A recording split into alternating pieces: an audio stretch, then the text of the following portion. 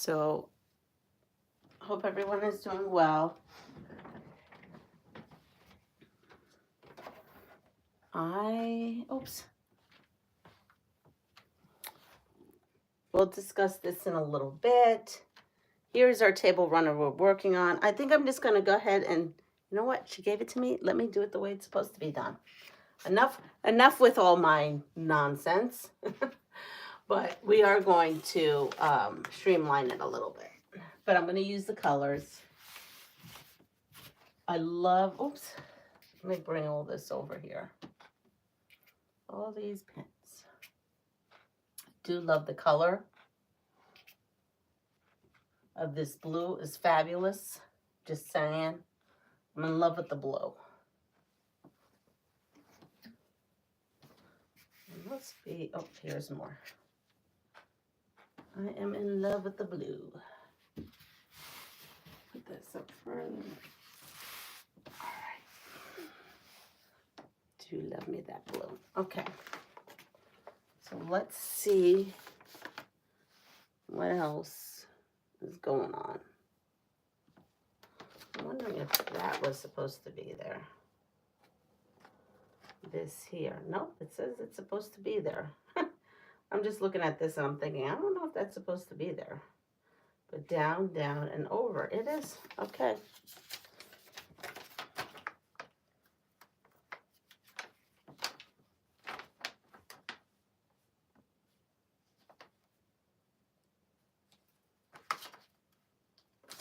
So I think we're 4 patches down. 1, 2, 3, 4, 5, 6, 7, 8, 9. Yep. All right. So let me go and start working. Good morning, Nancy. Listen to me. Let me go start working. Let's see. So, oh, and I forgot those mats again in my car. Good morning, Teresa. This is for the other thing. This is for this.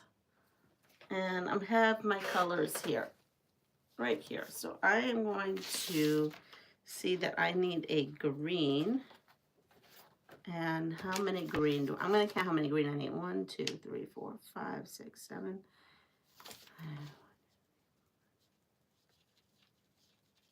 16 green. So that'd be four of these. And let's see, how many do I have? I have 1, 2, 3, and 4. Okay, perfect. So I have 4 of those green. Am I still backwards? Do we know? Okay. So I'm going to cut these green up because I know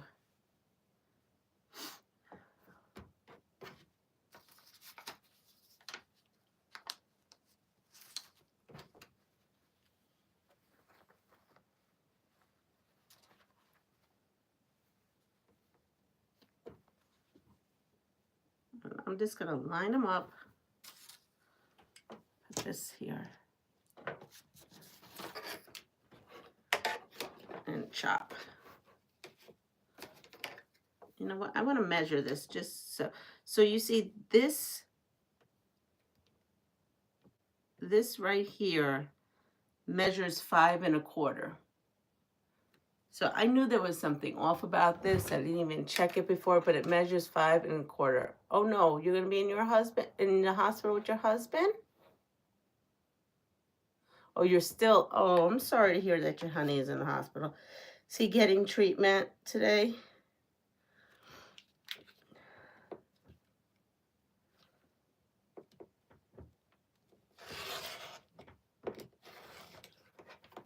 Yes. Welcome, Crystal. Welcome to our channel and our live.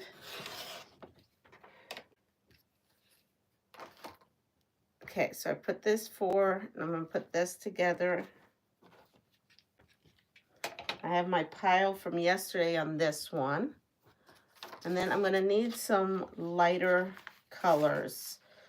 So I have this here, 1, 2, 3, 4. I have these. So I'm gonna hold off on that. I think I only need 1, 2, 3, 1, 3, 6. So we'll get, I don't know if this is going to work, but we're going to get some of those. Let me see. I'm going to make sure I don't have any hiding from yesterday. I sure don't. That's it.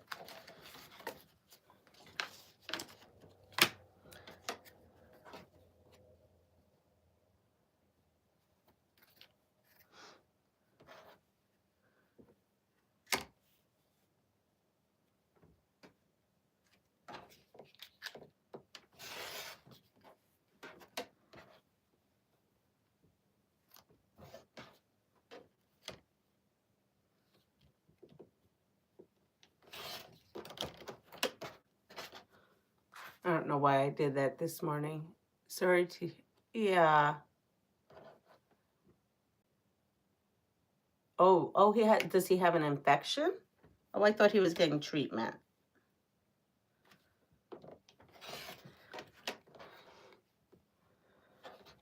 All right, so I have those, and then I'm looking forward. So for a while, this should be good. Here we are. I'm going to put my colors in piles here because I need to see what I've got. All right, so we have this closed. This, we'll move this aside. Good morning, Debbie. You are up super early, my lady. Or you haven't gone to bed yet. One of the two. All right, so just to remind everyone, I'm working on the Confetti runner. Lynn from Soft Squares has this this kit, so we're gonna work on that. And just like yesterday, I'm gonna take my boards and I'm gonna set this out like a puzzle. Here are all my pieces, right? And put these here. It kind of went quick yesterday once we got this. So when I look at this, I could put a solid piece and a solid piece because it says white and I don't have any more white. So actually we need to do, and then we do this. So we only have to do 2 4 patches for this row.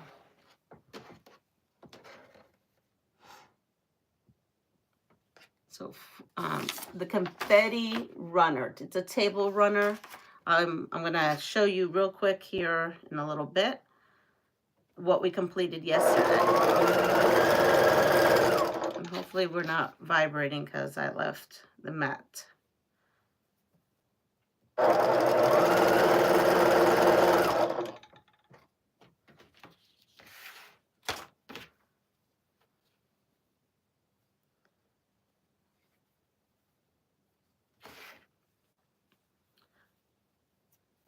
So what are we all working on for projects out there?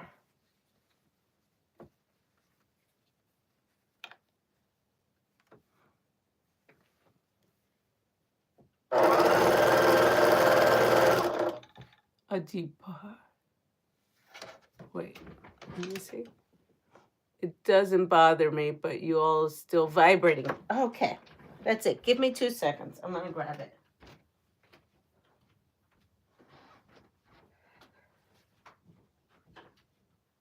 You know what? I'm gonna give you this to look at. Hopefully you can look at this. I'm gonna go and yeah, it's still backwards. I don't know. I did a video yesterday and it was not doing this.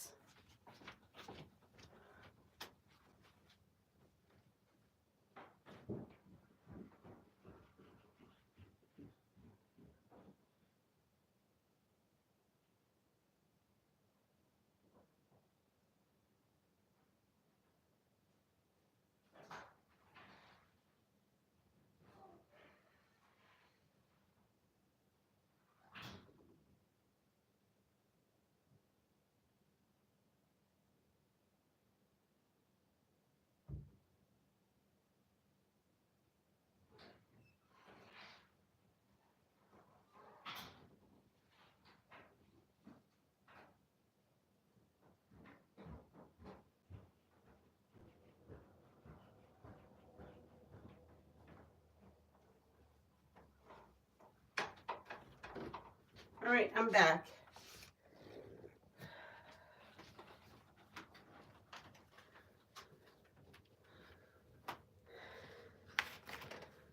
So, get scissors.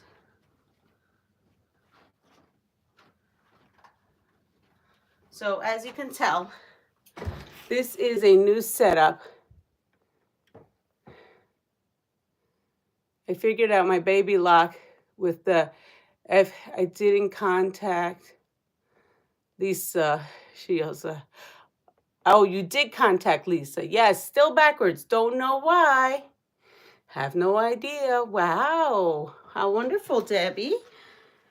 So my baby lock is still in what should have been just a annual, spa appointment, right? Just to get its all done up. So I do it every January.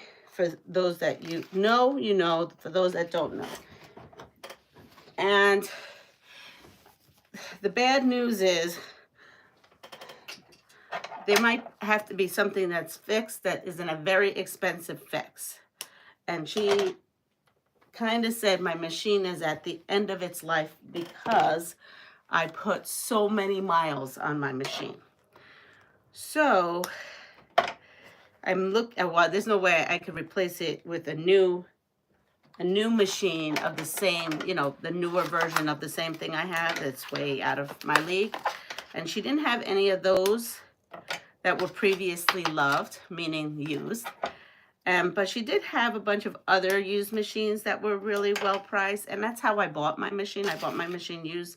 I did get, what is it? I got about 4 years out of it. And it's what I could afford back then. And right now, the used machines are so much that I'm not going to be able to necessarily afford that at this moment, because I went ahead and we have other things. We have a new property that we're building on, and we're doing it ourselves. So yeah, so needless to say, I have this machine, which is my backup, but it's straight stitch only. And so I guess it vibrates a lot. And I apologize. I'm going to move stuff over. But this is all I got to work with right now.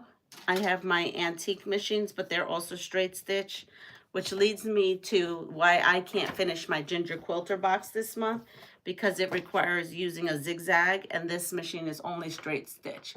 So there's no zigzag. I'm looking at, let's see if, I'm looking to see what she has now is a Destiny and a Destiny 2 from Baby Lock. But we'll see. Right now I can't. So I'm actually raffling off, or no, I'm not raffling off anything because I can't use that word. I am passing forward one of my quilts.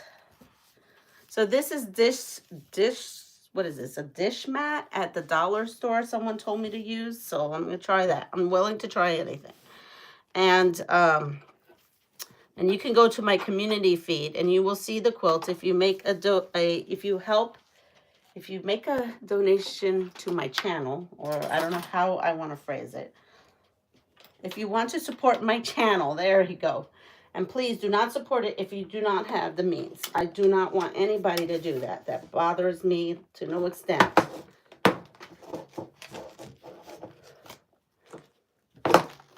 And please don't feel like the need to have to do that. But I have a PayPal. I did create a PayPal for my channel. And you can go there, and then you would be entered into the passing forward quilt. I don't know if I'm saying any of this right. I'm flustered this morning. I went to the acupuncturist yesterday, and she told me, when she looked at me, she asked my tongue, and she says, "You're sick. What's going on?" And then I was telling her, and she's like, "Yeah, okay. Let's see if this works." And so this morning I woke up all hot here. Okay, so hopefully this will have fixed some of the vibration. So anyway, I'm working with what I have.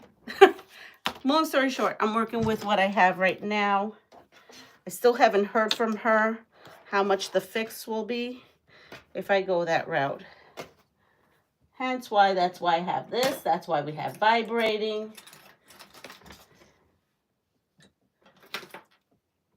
I do love my Baby Lock. Kind of want to stay with Baby Lock. I have not heard from Baby Lock. I even contacted them and told them I was a content creator and I use it on all my lives to see if I can get some kind of even deal. So we'll see.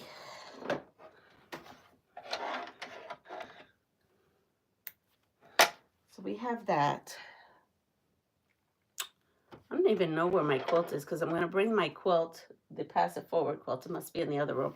I'm going to bring my passive forward quilt to work today because someone had asked me to bring that in. And I want to thank all of you who have gone to my page or my community tab and pressed the link. Thank you so much. Okay, let's try this. I'm sorry. Let's see. So it's still right. It's still backwards. I don't know why the other. Yeah, it's straight stitch. I just don't have any other. Hi, Crystal, Rita, House of Creations. She is a channel. Go check out Rita. All right, so I'm going to make my 4 patches. This actually was my long arm. This is a Fav Hobby 1200. It used to go on an Inspire frame. This is what I had before I saved up and bought my long arm. Are we still vibrating? And I wouldn't mind waiting to save up for a new Baby Lock, except for it's going to take me a while. So I thought, well, we will crowdfund for that and see what happens. If not, I make do. I always do. Honey is going to Puerto Rico on Sunday. It's funny how things happen. If I hadn't gotten excuse me, I'm so sorry. I did not mean that, but we were gonna have. Ooh. I feel like I'm having a hot flash right now. Maybe my acupuncturist is right. She said, you're going to be sick, Leanna. Like, real. And the flu is going around in my class. There is a Juki that is computerized with lots of stitches. Oh, okay. I know a lot of people says I should go for a Juki. So my Jazz. The Jazz from Baby Lock is very similar to this, except for this only is straight stitch. And I know the Jazz has a little bit more. I think you're right, Teresa. Miss Tracy from the Sewing Channel uses one, I believe. So what I'm needing is, because other than this kind of sewing that I do here, right? I do a lot of sample sewing and stuff like that. And I'm a bit spoiled. That's why I haven't even thought about buying a new one, only a used one, because I do love the feature where because you see I have a hard time here, where it threads itself. And I like the feature where when I'm sewing, the foot will automatically go up. Those are things, do I absolutely need them? Nope. But it does make my sewing and my life a whole lot easier. And right now I need to keep things easy with everything I got going on. All right, you see I already lost one. Oh, here it is. I was going to say I already lost one of these. All right, so now we are going to, I guess I might be stuck in this. I do not want any type of computerized. Maybe I spent too much. Well, you know what? I'm with you. I think the older machines are fabulous. I love them. That's why I have them. I sew on them. But practical wise, being that there's even a lot more that you guys don't even see. And it really does, those features really do save me time. And I do love my FOF. I mean, you know how many miles is probably on this thing? Please. I just took it to the spa last year. For the first time in a long time. It has done so many quilts, this thing, over its life. Well, it's still going. Please don't let it kick the bucket. But for business reasons, to keep me going, I'm trying. I have always worked 2 or 3 jobs, and right now I'm just working my one and doing a whole lot of YouTubing.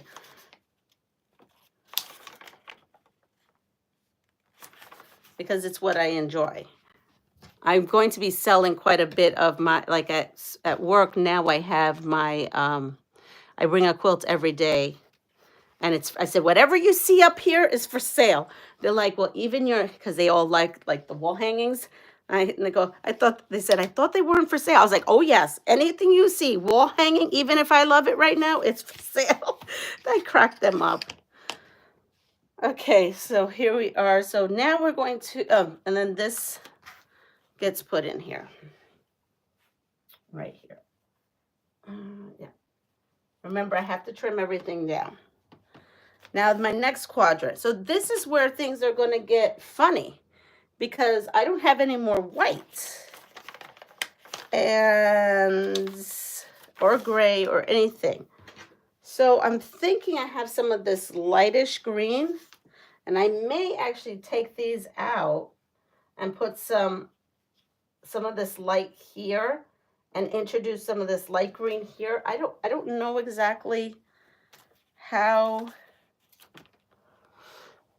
So I don't really know exactly how I'm supposed to proceed because I am short some white. Now, she did send us some white, and I thought that was for the back.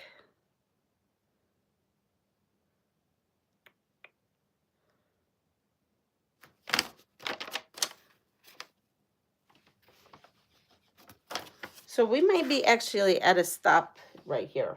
I did do this here with this, but we actually,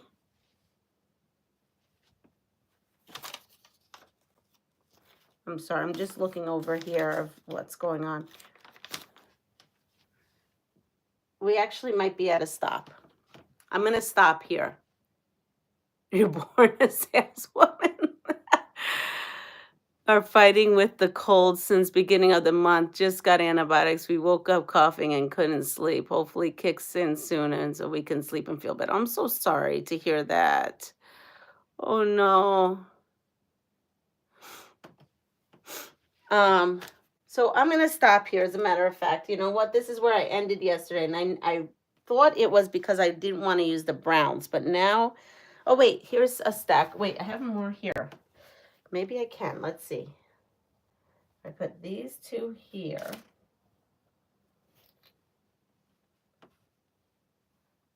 On the package, it does say colors may vary. Yeah, but there is quite a bit more. I would need 1, 2, 3, 4, 5, 6, 7, 8. I need 1, 2, 5, 6, 7. Yeah. So I'm going to actually hold off from here. I know we just started. That's all right. We're going to go to the next thing.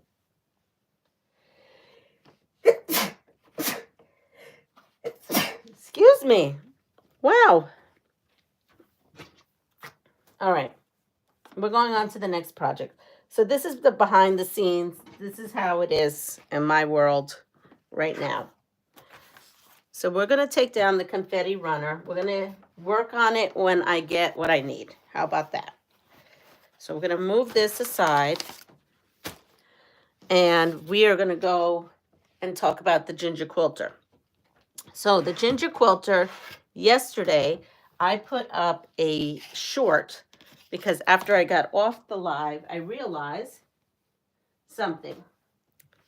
Between the live and me going downstairs. Good morning, Chris. Chris Art Diaz has a channel. Go check her out as well. How do you price your stuff? Market value, break even. I need to start selling some of my quilts to help pay for my long arm. I know, Yvette, that's why I need to, I need some quick sales to help with my my new used sewing machine. So I give away probably 90% of my quilts. So I am in one gallery show in which I did okay, but all I made money on was pot holders and like little table runners and a couple little lap quilts. I don't know what to do with. Honestly, I'm giving them away almost. Like when I priced them, the lady even at the art gallery is like, well, it's not like an art gallery. It's like a gallery of fiber art. Says, Leanna, your stuff, you have it down. And I'm like, listen, I just needed to have a new home, loved, and at least have that money come into my sewing room so I can recycle some stuff in. And so I do have that money because I just did that over Christmas time set aside. I didn't make much. I made $400. So, and I sold quite a bit, but I didn't make much. So I have like a table runner, really intricate table runners for like, I don't know, $40, $50. Some things I put $25. Little tiny lap quilts I put, I did think I put the lap quilt for 75. I didn't break even. But you know what? It's okay. I have wonderful supporters like you. You guys send me fabric. That stuff that was in there actually wasn't at that time. That's older stuff I had. So it wasn't newer stuff. But yeah, I mean, I don't know. Someone said, I like that run. I was like, it's yours for $50. It was a big thing. Yours for $50. I need a new sewing machine. A new sewing machine. To me, they cracked up. So I really don't have a pricing for things. I mean, I don't know. I'm sorry. I have to, though, like, get serious about it. My daughter put up about 5 quilts on Growth Through Healing, which is her website where she does stuffies. And it's both of ours now, right? And my quilts. And I think she did put them up to like $450, $500. I think she put them. They're much bigger quilts. We hadn't sold one. It's been on there for 2 years now. I guess I should probably rotate stuff. So I don't know. I don't know what to say on that fact. But in any case, with this Ginger Quilter box, this is a banner. And I went ahead and watched her, oh, here we go again. Sorry with the green screen. We went ahead and put these letters on. I went ahead and went and watched her, Natalie from Ginger Quilter, how she did the letters, because this is the first time for me to do anything like this. I digress. When we went off the live and I was getting ready, I was trying to figure out how I was going to get these letters and everything, how we placed them on here and put them over there to iron. And I said, well, this is ridiculous. I'm taking my iron to this. What could happen? So I started doing the first one. I was like, oh, this is a great hack. And I made a short on how I did this. And all I did was just take my cordless iron, but I'm sure you could take your corded iron. And I sat here and just kind of pressed them down. So they are all pressed down on this. Then I went to the instructions and it says to press down fusible fleece. I honestly have not really worked with fusible fleece. I think this is the side that you press onto here. So I haven't done that yet, for the fact that it also says to satin stitch or some kind of stitch around the letters. So now that just stopped this whole project for me because I can't do that right now. So what I'm going to do is I'm going to wait on that. Not only that, when I look at the picture, it looks like the banner was turned inside out like an envelope style quilt or a pillowcase style where you sew everything, you leave a section open and you pull it out. But that's not what the instructions say. And I'm a little confused because when I look on it, here, I'll bring it. It just really, I don't see a binding on here. I mean, look, I don't see a binding on here. But the instructions don't tell you to pull it inside out. So I'm still on the fence on how to actually finish this off. Fusible has tiny little white dots on the side. You want to stick. I'm not a fan of fusible though. Okay. Okay, so this side, this side feels smooth, but looks like a little it feels smooth, but it looks like it has glue on it. This side feels bumpy, and I'm afraid to take my iron to it. I don't want to get my iron ruined. I don't know. I have to think more on this. So anyway, we're at a standstill with this because I don't have the machine to be able to put the decorative stitches on here. So this is for future. This is going to end up a future thing. But I did figure out how to do this part yesterday. And so you take your 60-degree triangle. The bumpy side has the glue. Perfect. Okay. So what I did was I took this 60-degree and I come in here and I eyeball down how much I want. So you would then come in here, mark it, then come on the other side and mark it, and you get that perfect V down here. So that was cool. So I figured that out. This is the backing here. And as far as to do the tabs on these instructions,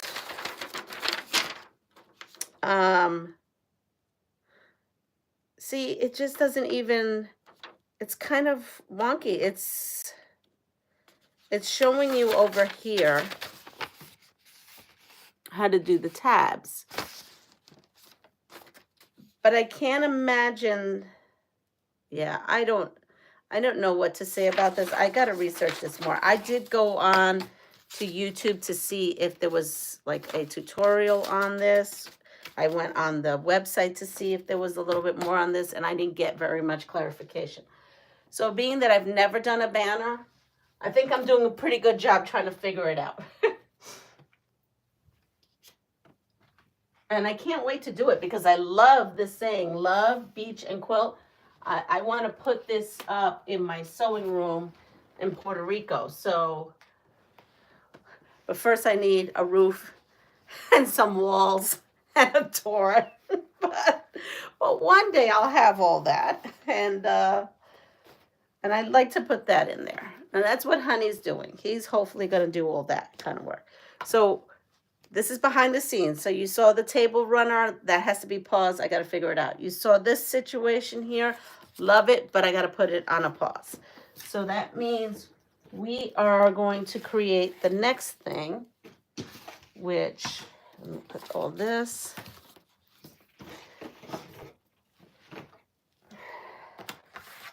This goes, wait, we are going to go to our, and you've seen this already. Banner looks great so far. I think so too. I'm excited. I'm so excited. Good morning, Andrea. Does any of your sewing machines have cams for special stitches? So, no. All my sewing machines that I have a Rocketeer and a 401 or a 403 that can use cams. Let's put it this way. I figured out, well, first of all, none of them were working. Now they're working, right? But they're working straight stitch. So currently they're only working straight stitch. I was just talking to Honey. I was like, maybe I could figure out, I can make one zigzag. And I have to work on that and see if I can at least get the zigzag to work. And then I could zigzag on there. So that may be something that I'll be working on while he's gone. So this is going to be my live. Today's Friday.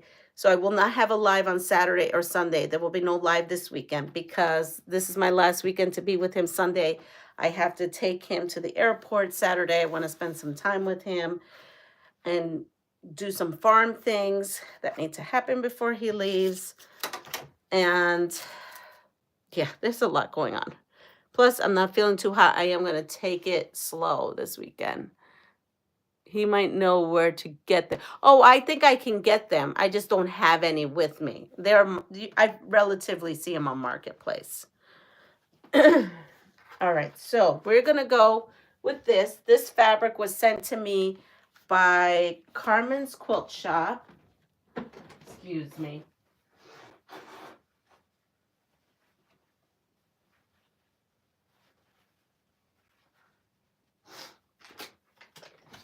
All right, so this was sent to me by Carmen's Quilt Shop. Today, I think, is her last day that she's having a sale. And it's at www Carmen's Quilt Shop end of the year tab. I will link it. I have it linked in a couple of my videos. Hi, Catherine. And so this was a 3-yard bundle. She gifted me to make some kind of 3-yard quilt with it. And I did. So if you go out and support her small quilt shop, she does say, let her know I sent you. You can say Leanna or the Pastryqueen, and she will throw in a free gift. That's my spiel on there. But I had been working on this, and then we did the 5-yard quilt, and I was going to do a tutorial like with a video on this, and that's not happening. So we are just going to sew this up. We did this part here. This was the quilt that I had a bit of a disaster, and we fixed that, right? We fixed the disaster, and it looks great. You can't even tell where the disaster was. And the quilt that I'm doing is called Daisies and Diamonds.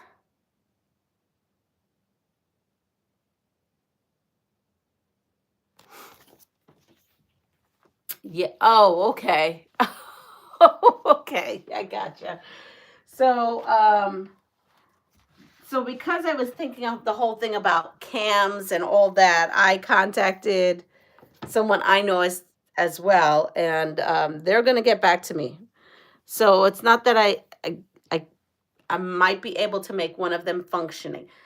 It's also the cam system. One of my machines, it was frozen, and I had soaked it, and I put it back together. So there's a whole lot of things going on with those machines I have right now. So what I'm trying to do is actually try to get them in working condition for other things, which they're not in right now. So the gentleman who I contacted about some cams is going to get back to me this weekend. So I will know more. But in any case, the other issue is I need a big, wide area. I need a big throat.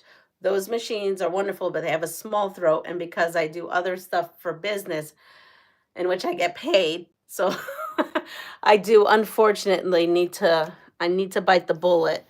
If I wasn't in business and it was just me on YouTube, that would be great. But because I have other things in which I need a larger throat, there's other things I do.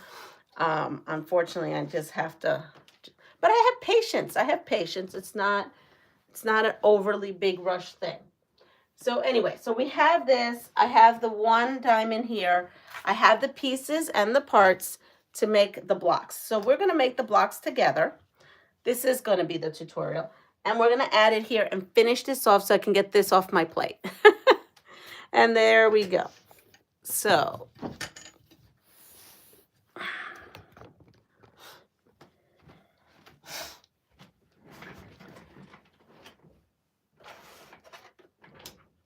there we go.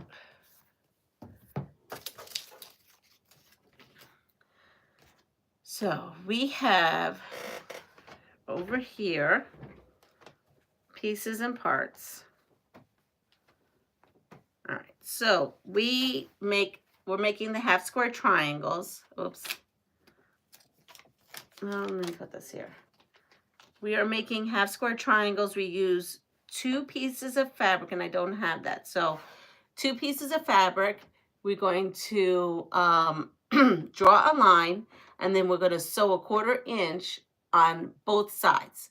Once we do that, we should cut that line, right on the line, not the sew, but on the line that we drew, and you should get 2 half square triangles. As you can see, I pressed open. I sent you an email concerning the banner. Oh, okay. Thank you, Teresa. You just need one of those turkey platter plates so your plate does not. Yes, I do. I always overdo myself, but well, I can't help myself. So here we are. We have pressed them open. Then what we are going to do is we are going to create the top part of the diamond and the bottom. So we're going to come in here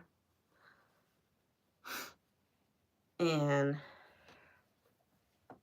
we're going to put this down.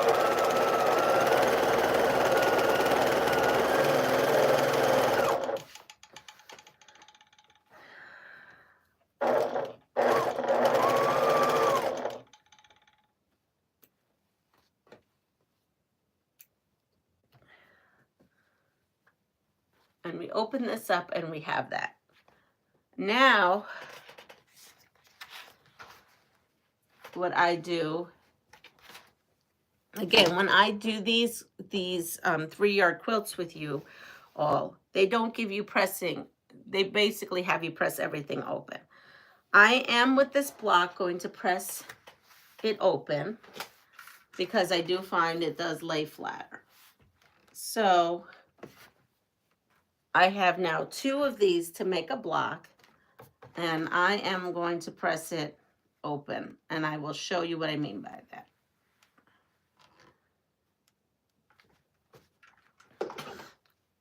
See? So now I have my 2 pieces, right? And this is in the step. I'm not going to tell you, I'm even going to tell you what step. So when you open up your book,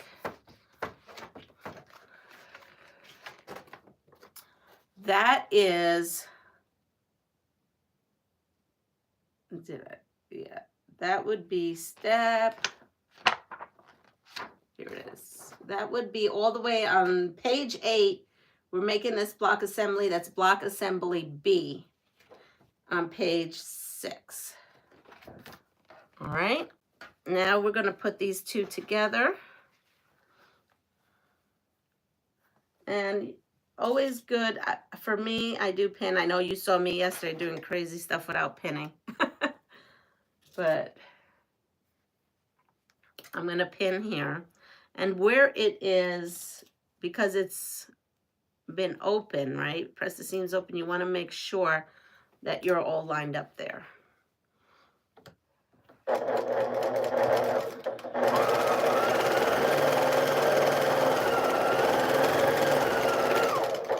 The other thing is none of my machines have a walking foot. That's another thing. I don't have a walking foot for any other machine except for my baby lock there. So I had to even stop doing some things I was doing for kennel quilts because it wasn't feeding fabric right. I just want the lady to call me back, see how bad things are. We might have to just put a Band-Aid on it for now. I'm also going to find out how many miles is on it because she said she's never seen a machine have that many miles on it. And when I bought the machine, it had like very little miles on it.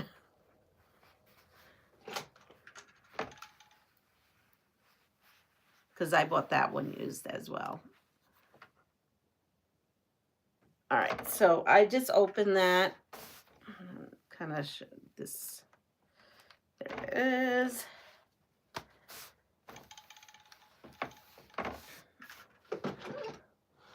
So here it is. That's one block. Now we're going to do the other block, which is the flower part. And that is on page 5. And so assembly, unit assembly A is this, right? We're going to work on this right now. This is unit assembly A. Did the vibrating go away? I don't think you could tell how many miles were on my machine. I didn't know that either, but she knows. Every time I took it, from the first year I bought it used from her, and I took it to get oiled and everything, she's like, wow, I've never seen anything like this. And yeah.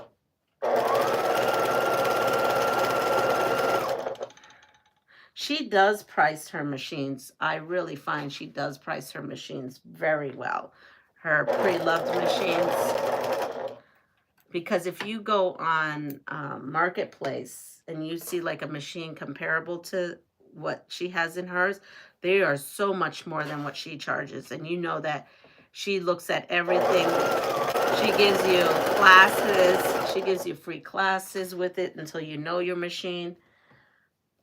But I think she gets it. Like, you know, if I broke down how much I paid for my Aria and I got about 4 years of heavy sewing with it, it's actually pretty good. And she's willing to give me money for my Aria to go towards a new used one. So she's, it's still vibrating. That's annoying. I don't have one of those sewing mats you put your sewing machine on. Maybe this week before Honey leaves, he can figure out how to get it in my cabinet and maybe it won't vibrate. The only thing is I need to order from the company Arrow, maybe a plastic, you know, like the plastic thing that one puts in there. I don't know. I'll figure it out. I will mess with this. Figure out what I could do.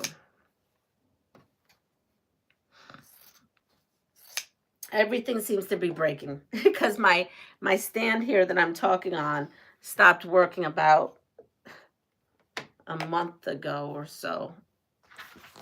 I don't know. It stopped working when I came home.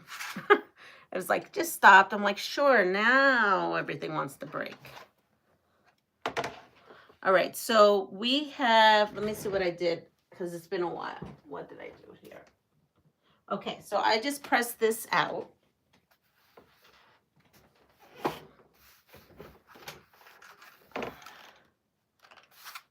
And I do that to all 4. So I put my corner pieces, flip, and stitch.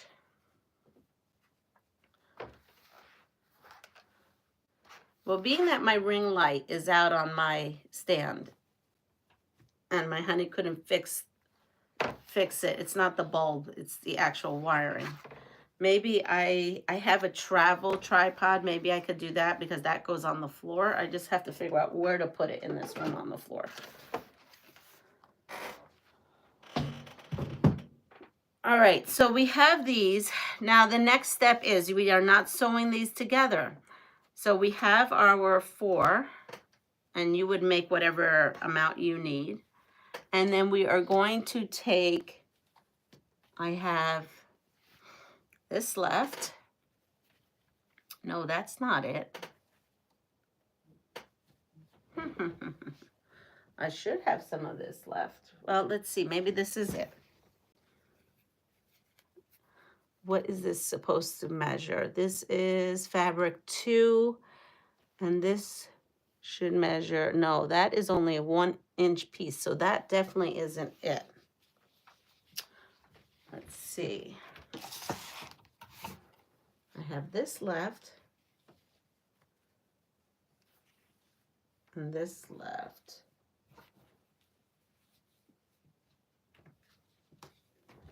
And I don't see any other pieces. This is what happens. This is why I like to just finish everything off at one time. Let me look at one other spot. Make sure it didn't get wrapped up in that.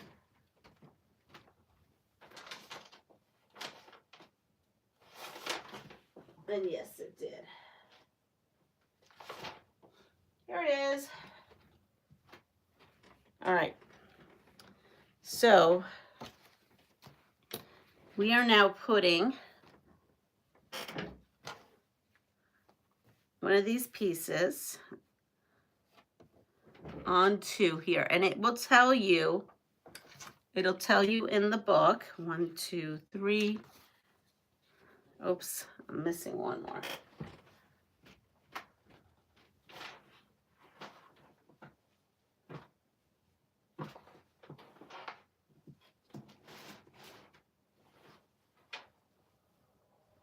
It's all right. I have a couple of scraps. We'll just cut from there. It'll tell you in the book what to cut that.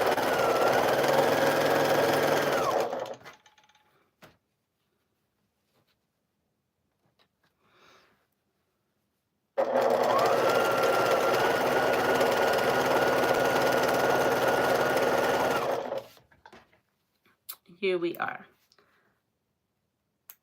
So we have this, and we are going to press this out.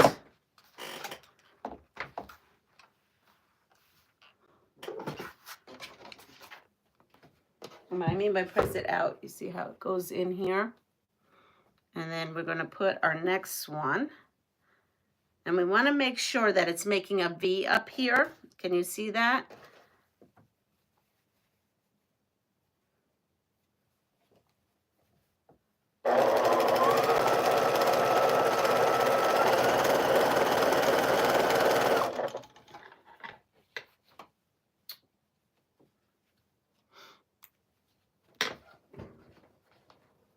Press this out.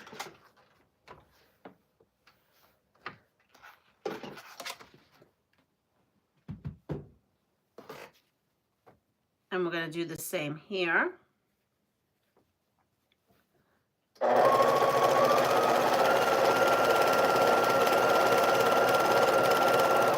Now the next thing, you should have 2 pieces of this. And unfortunately, I don't know what I did with my other piece. So we're going to just perfectly iron this piece of scrap and make it.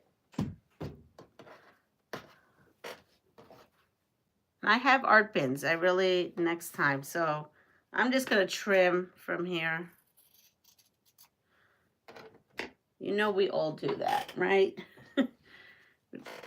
And then we have to put a little piece in between. And the little piece needs to be a piece of this. I just want to double check. Yep. And let me see the size. This is number 3. And yes. So we're going to cut a piece of this here. And we need one little tiny square. So I'm going to come in here and cut my little square. And I'm going to put this down. And then this one I did piece kind of traditionally. Oh, I'm going to run out of bobbin here. So my machine makes a noise that I just know that either the bobbin is at its tail end or it's going to go out immediately. See if I can at least get it to do this before I have to change it out. Yep, there it went. So the bobbin is out. We'll put a new one in.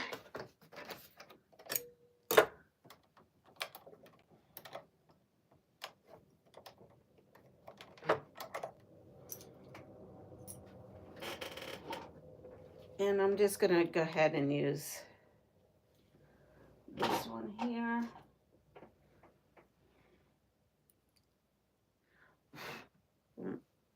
And get some dust out of the bobbin.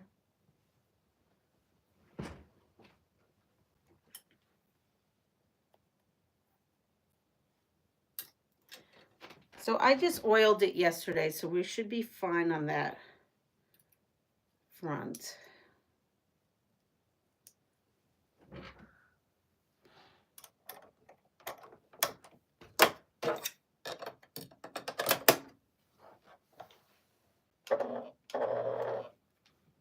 And there we are.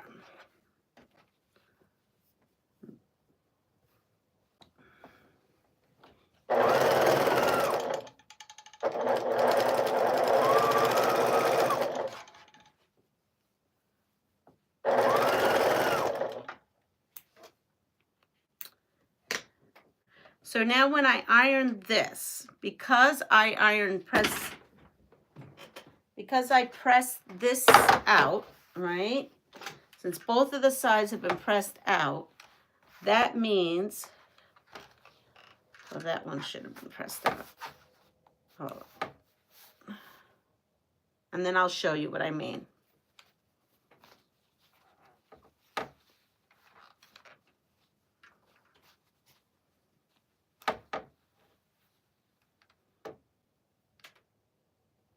I did that right. Okay. This one here has to be pressed in. Whatever you do, whether you press out or press in on the top, you just have to do the reverse in the middle, and then everything will nest.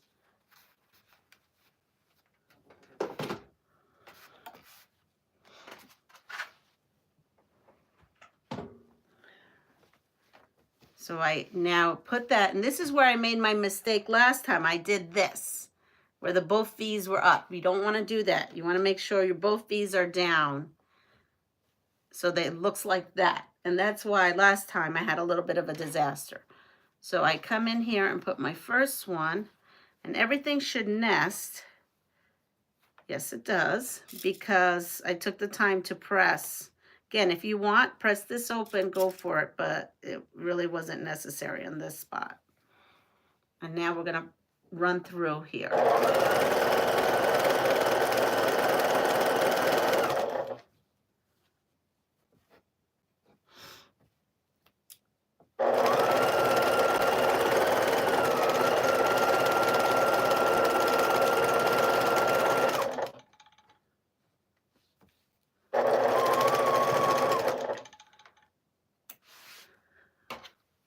Now we're going to, I like to press in between. It's a little bit of a pain, but I do with these. I'm going to press that out towards, I'll show you, looks like that in the back. And then I'm going to put my top. Again, if I do it like this, that's what I did before. I want to make sure that the petals come in.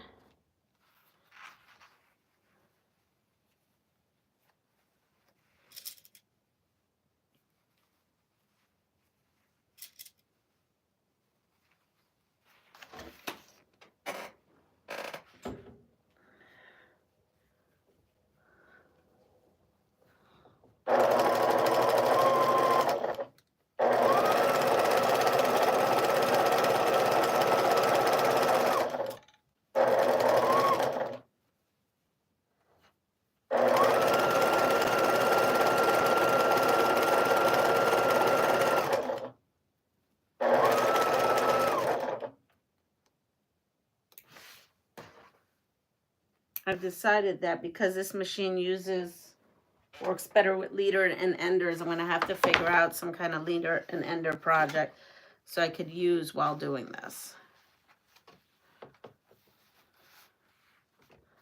And then here we are.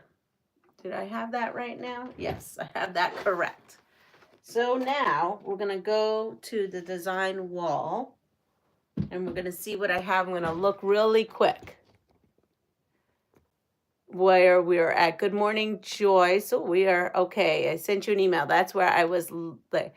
I think, yeah. My extension table was extra. I didn't know you could tell. Oh, yeah, we went through that. Sorry.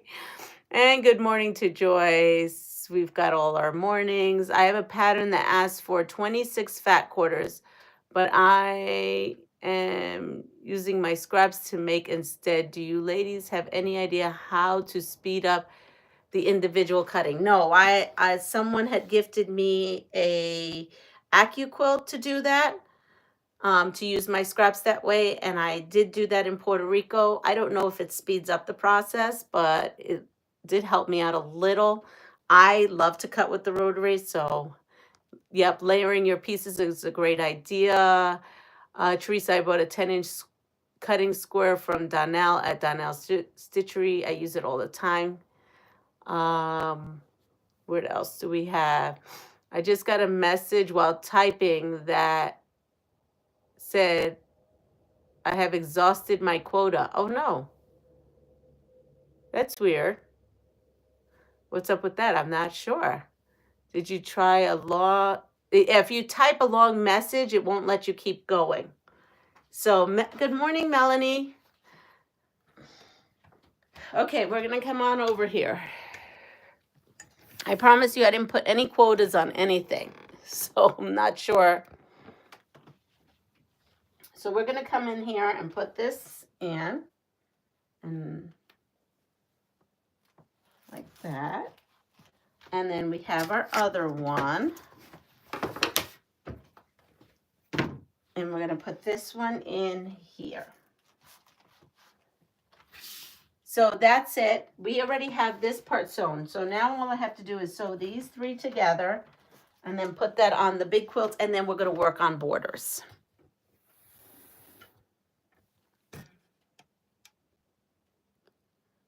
I don't know what that meant. Good morning, Joe. I thought I put in a mat that, I don't know, maybe it's because it's a dollar store mat. Maybe if I'm not buying anything. I'm trying to save.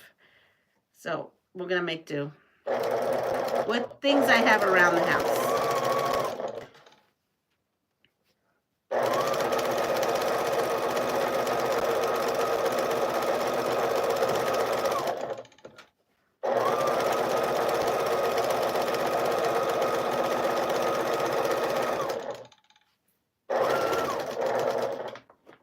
All right, so we have this.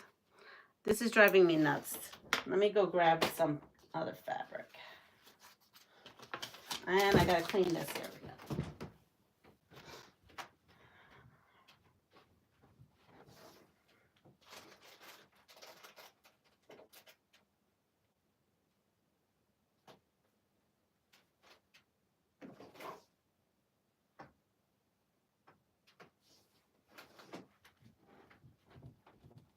Okay, I don't have a leader and ender project in mind. I'm just gonna take these 2.5-inch squares, light and dark, and we're just gonna go from there. I don't know what I'm creating, but I'm gonna try to keep quilting. So these are my scraps. I have 2.5-inch. I think I've shown you my scrap system.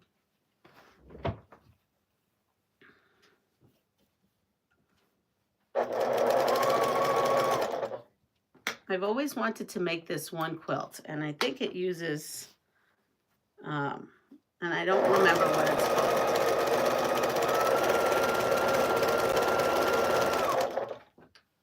Lori Holt has it in her book.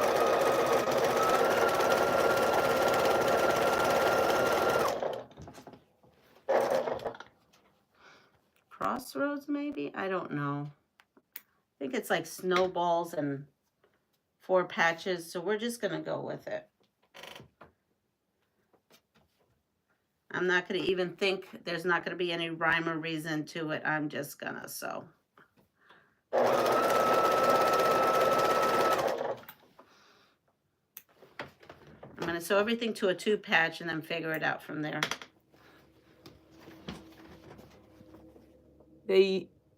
Tiffany uses a yoga mat. Okay. I don't think I have any yoga mats, but maybe I do downstairs. I don't know. You are a very productive creator. This is a lovely project. Well, thank you, Kathleen. Good morning. Does too many chickens for me. So we're going to come in here, as you could see. Now what I need to find out is, so that everything nests, so these are all going to the right, which means these seams have to go to the left. And we're just, we'll make them to the left when we get there. Oops.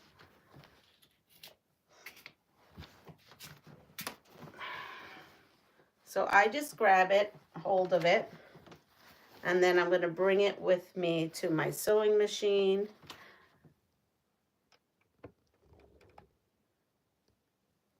Why are we talking about mats? I missed it. Because apparently with my new machine being, well, with this machine being here, it's making my stuff vibrate. So Deb said something about getting some dish mats from the Dollar Tree and trying that. So I did, and it's still vibrating. So now someone says maybe a yoga mat, and I used to have yoga mats, but I think I gave them away. So but I'm not sure. So I'm going to look and see if I have any. And then, being that my stand that I'm using right now, the ring light broke on it. So I actually been streaming without light on there. I have a stand-up, old-timey tripod. So maybe I could put the camera on the floor. I don't know. This weekend I'll figure it out. Hopefully. If I'm not too sick. We'll see.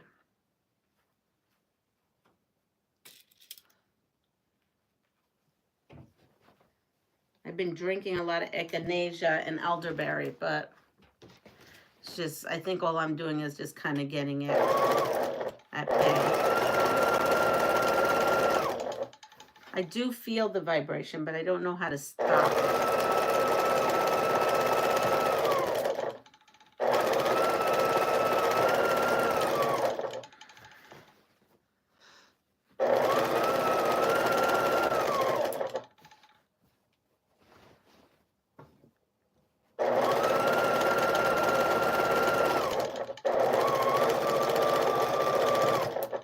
I'm going to change my glasses because I've been doing that lately and I think I'm getting better results. These are just only reading. These are my progressives. But I could read better, I think, comments and stuff.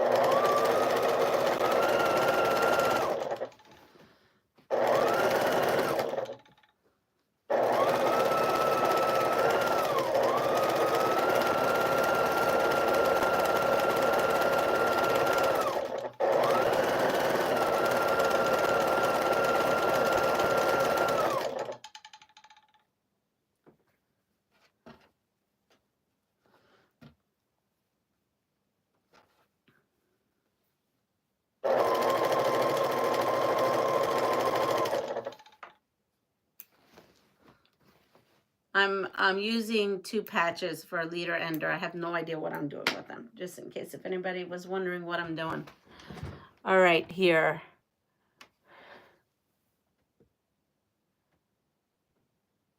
Well, the thing that she does, I think it's called cross swords, is a very traditional pattern. Everyone does it.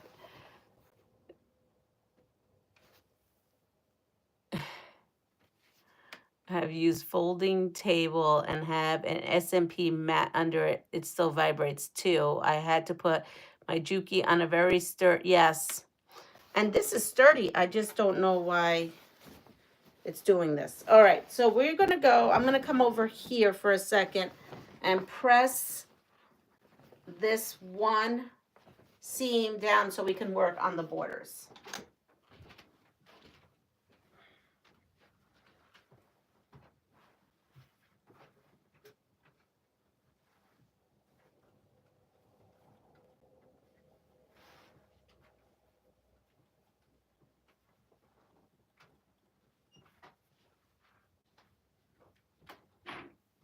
All right.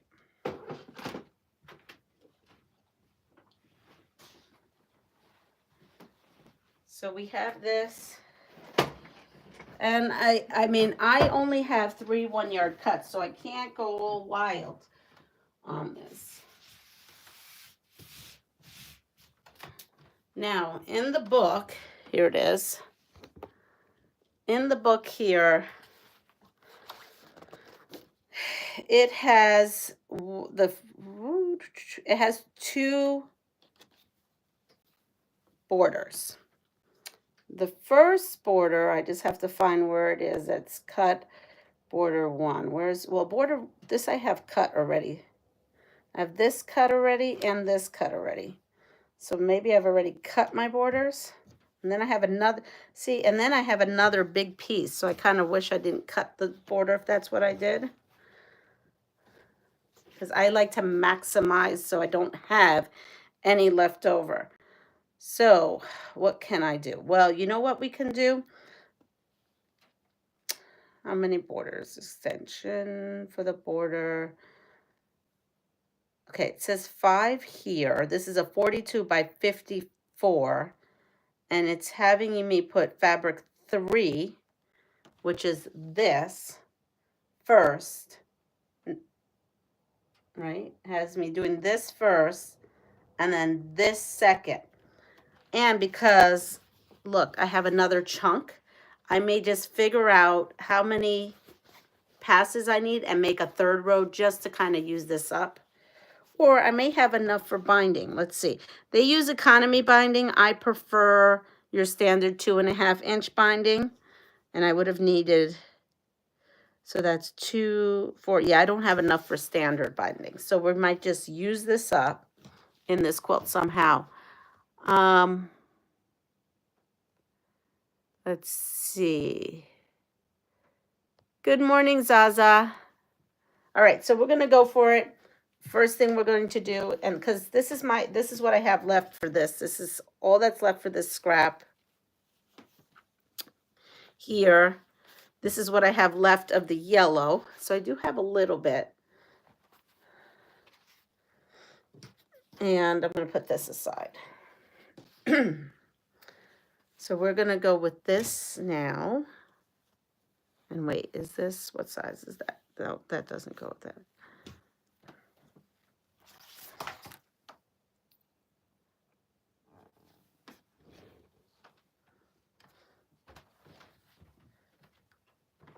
So I have this, and I have 1, 2, 3.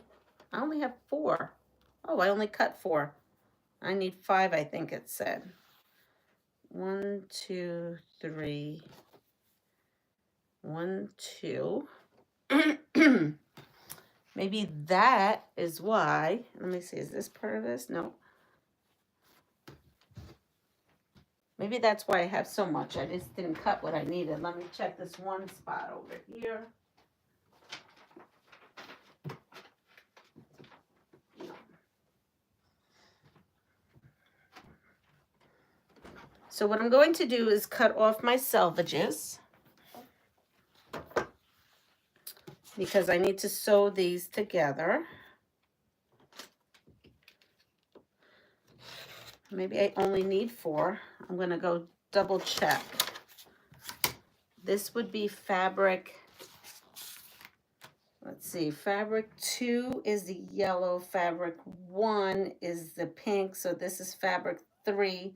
And this says I need 3 plus 2 border extensions. Okay. So what does that mean? I have 1. Yeah, I need another one. I need to cut another one of these. That's okay. We're going to go with what I have right now and then cut it.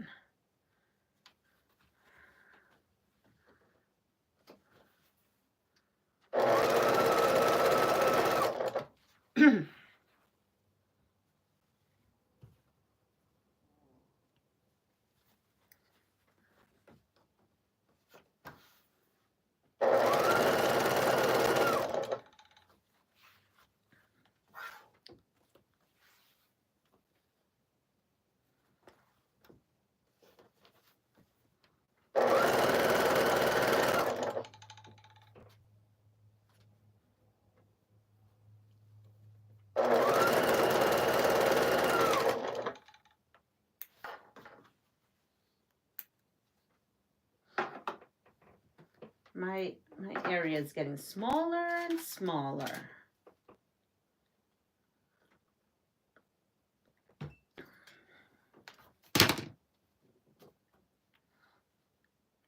All right, so now I have these, and I am going to quickly press. I do have to figure out how to get this down in my machine, I think. I may think that's a project for this weekend.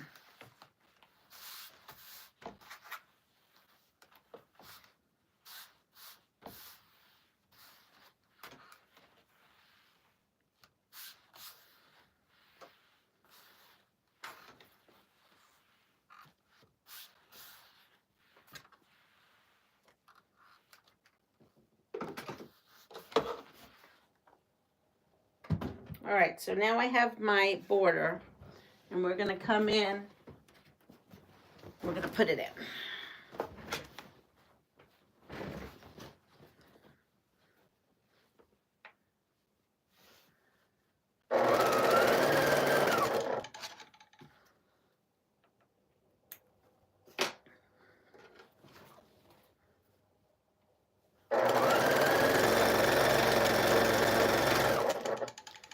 Can't imagine. So now what's happening is because I have these mats, my machine is moving. So maybe the mats is not a good thing with this machine because it's literally traveling right now.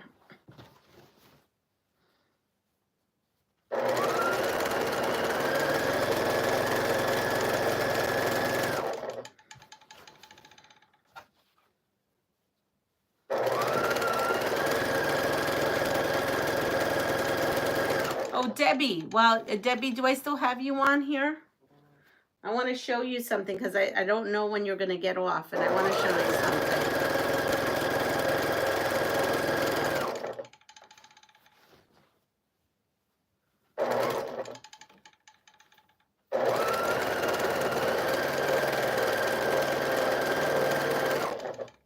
Oh, Debbie might be out. Or she's lurking and can't get to it.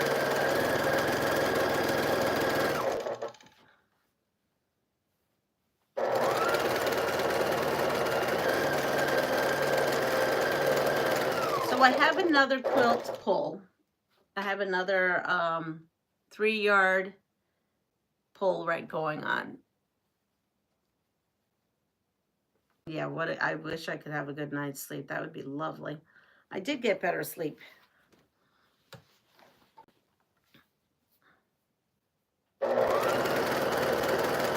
Well, I have a fabric pull. Regardless, good morning, Dawn. And it involves fabric that was gifted to me by Debbie. And so what I'm going to be, I'll show you that in a little bit.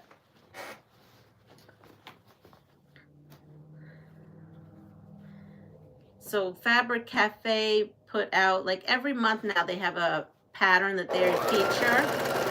And this month's is called Gatsby. And it's a panel quilt. It's from their new panel quilt collection patterns that they have, right? They're individual patterns. And when I was watching their show from Tuesday at my lunch, oh, you're here. And she said Gatsby was the next February's month. I've been waiting because I've been dying to sew with this fabric. And it just called to me that that fabric is going to be made into a Gatsby quilt. And there is a need for a baby / toddler size quilt. So I figured this is the perfect time to do it.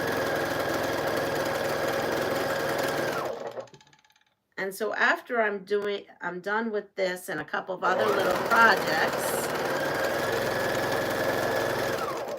I'm absolutely,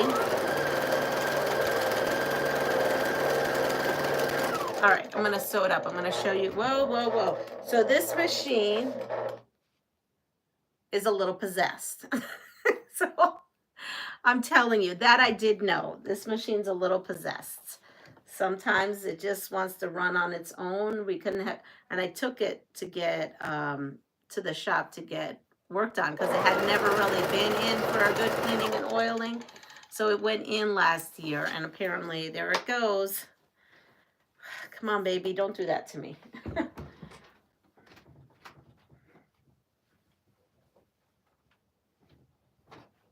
I can't have you both down. All right, so here we are. Can you buy individual patterns from the books? Some yes, some no. I'm still here and going down fast. All right. Good morning, Chloe. So this is the pattern that they're featuring for February. It's called Gatsby. And I know in the top it says that it's great for 8-inch panel block, but really what you need is an 8.5-inch panel block, not an 8-inch. The 8-inch is the finished size. So I'm sure you've seen this, but Debbie, and I'm sure you may have, if you've been following along with me for a while, you might have seen me open this up. And so it is so cute. It's called Little Ones with a little deer, right? And this is a book panel, but I'm going to show you how you could take something that is meant for something else and be a quilt. So this does, and I am going to use this panel. It's going to say this book belongs to, and then I'm going to write in here quilt. Underneath I'll write quilt, and then they could put the child's name on there who receives this, and then I'll use this as also my label. I'll do something here, but I'm going to cut these up and I'm going to lay it out on the quilt so it's like a reading quilt. And I've done this before and I've gotten really good feedback. I did one of these using a fireman panel about a fireman being a hero, and that mother said that the child had had it since a baby and now it's a little older and now it reads its quilt and loves it. So I'm going to do it, the little one. I measured and I definitely have 8.5. So we're just going to follow along with the book, and it's going to be I think it's going to be super sweet. So this is going to be the panel part, and she sent coordinating fabrics to go along with it.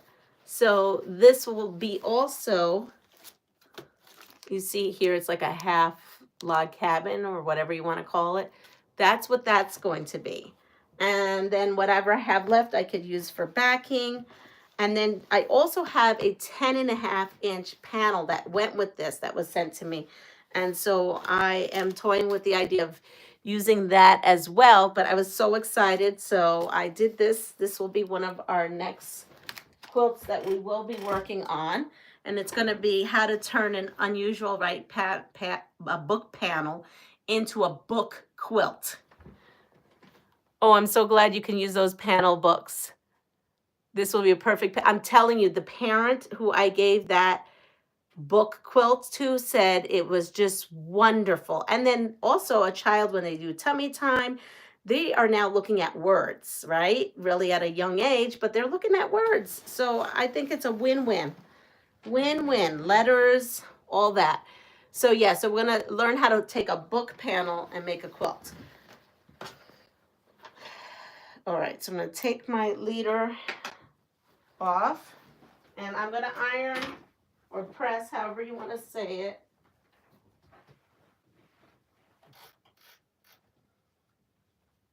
All right, I need to pick this up so I don't trip and fall. I need my scissors.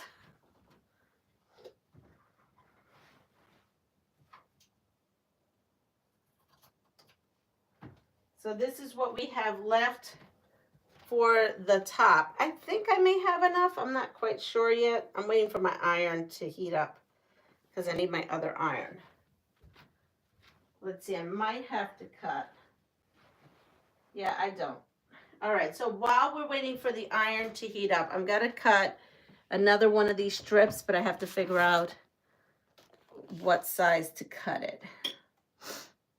Okay, I've got it. And this, just double check that I didn't do something crazy. So I need to cut another strip.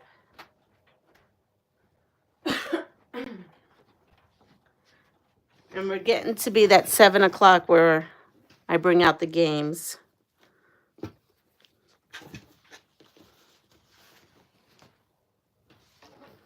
So I should make sure I have 5 of these because 1, 2, 3, 4, and 5. Yes, I have that. That's the next border that's going on. And this fabric here .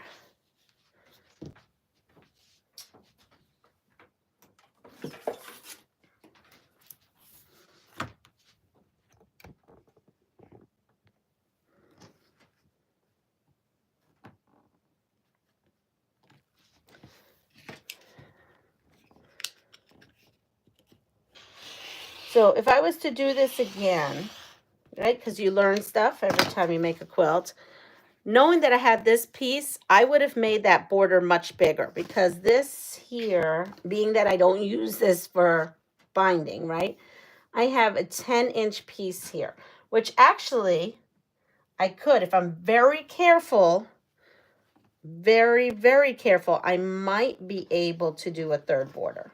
I'm still on that, figuring that out.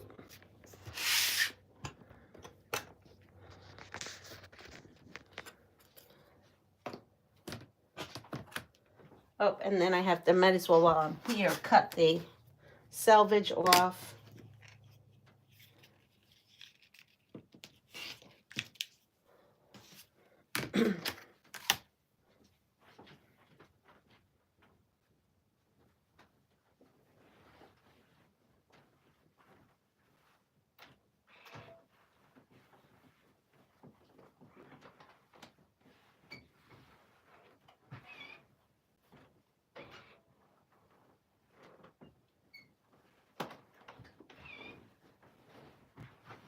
All right, I'm pressing on the borders.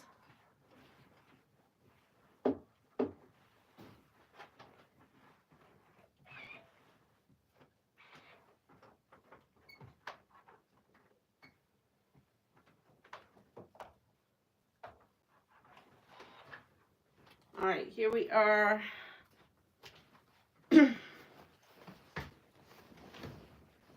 Now we're going to do the other side. Here it is.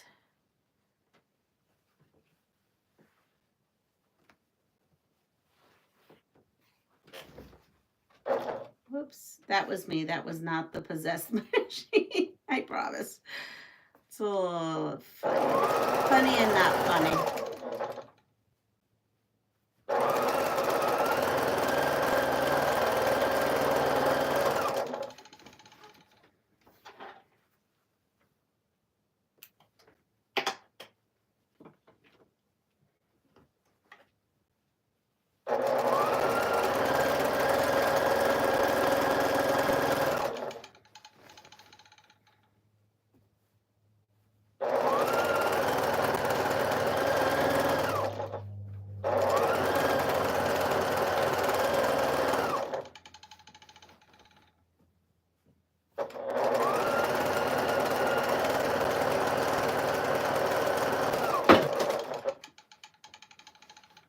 Everything is vibrating. Stuff is starting to come off my table. Did you hear that? I don't know what just fell. Something just fell.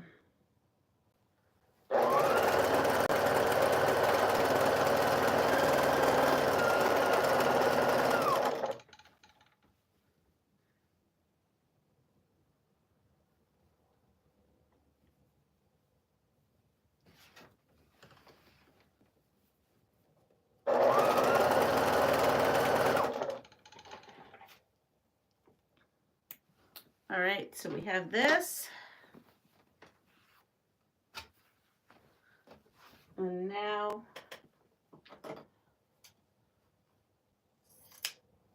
we're going to go on the other side. So I'm going to be short on the other side, so I'm going to add my 5th strip here.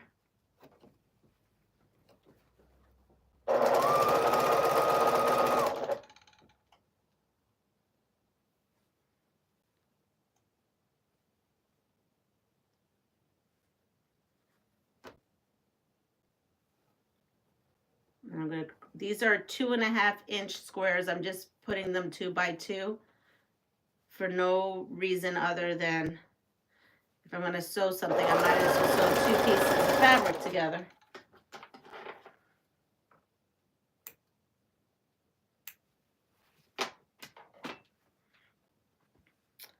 And we have that. And I should press this.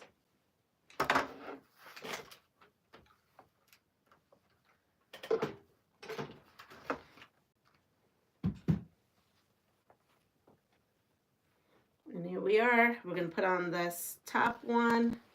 And you know what? We're going to have a 3-yard quilt in no time. I'm not...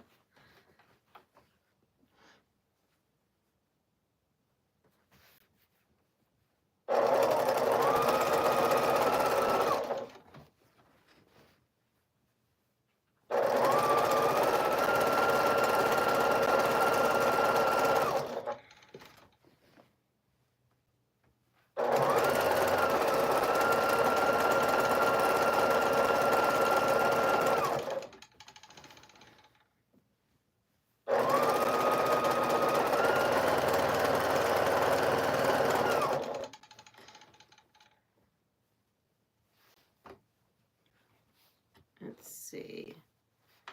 That goes, that's one here. That I want to make sure that I'm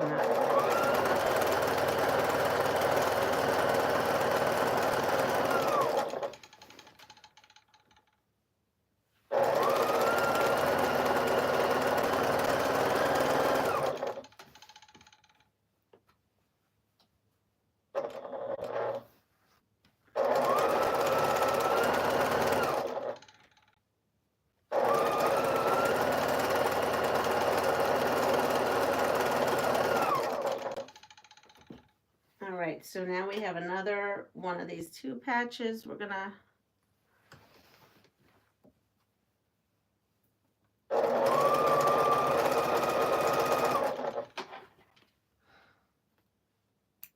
okay, so we have now all the sides on.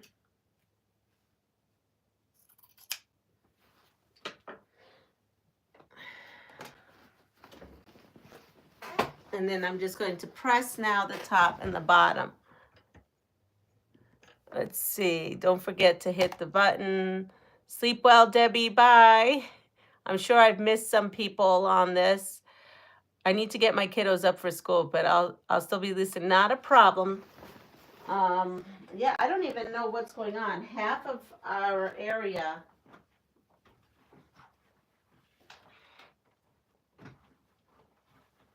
Hold on.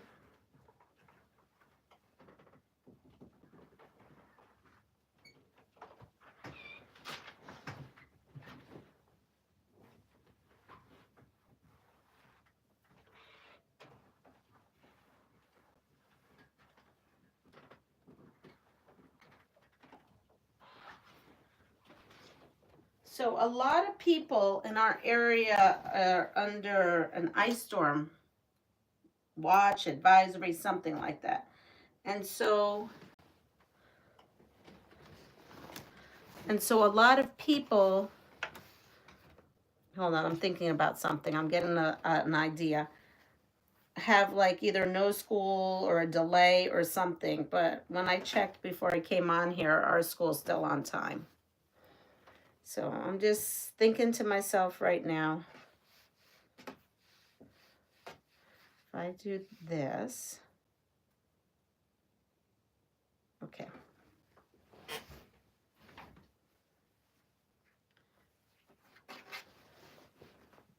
So now I'm going to put, oops, I'm going to sew all these. I'm actually only going to sew 3 of these together.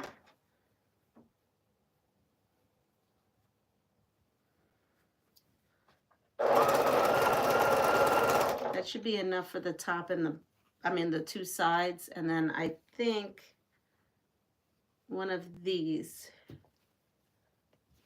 on the top should be fine.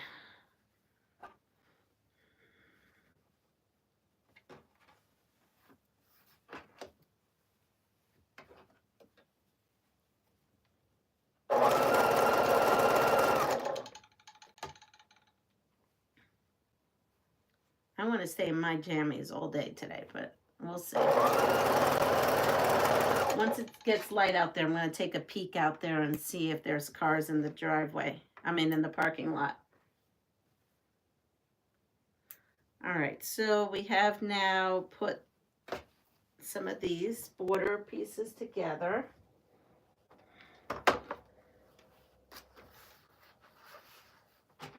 I'm just going to give it a quick press.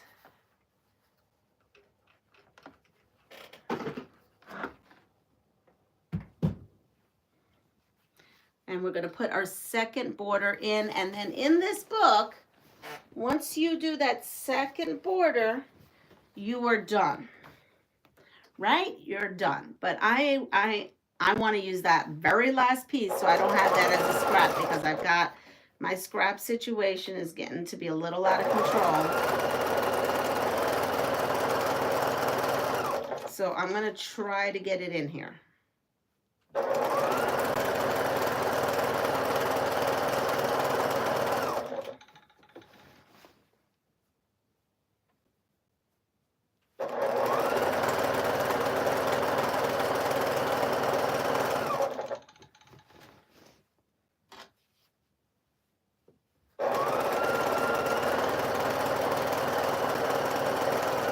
then I think I'm going to show you a trick or a hack or something that I do.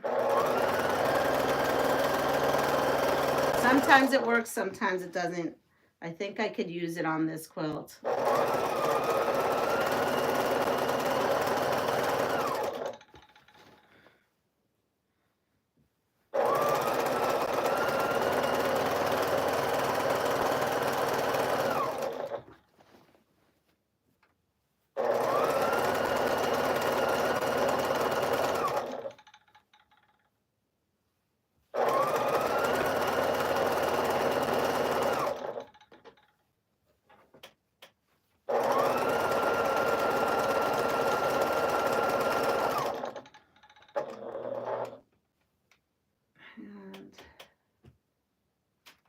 Let's see, oh, here's some more lights.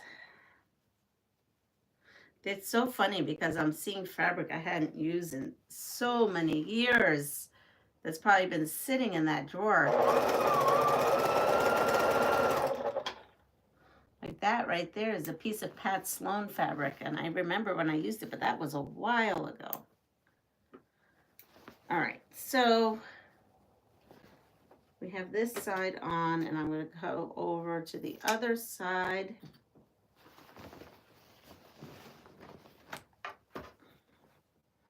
And now with this fabric, interestingly, both sides look the same. I think it's some kind of, I don't know, linen or something. I actually don't know. Woven, that's it. It's woven, I think.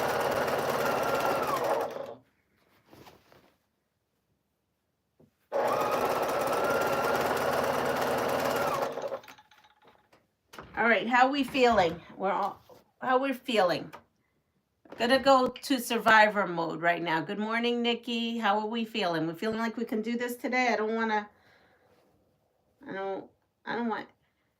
I haven't seen the news, so I'm hoping none of this triggers anything. But here we go.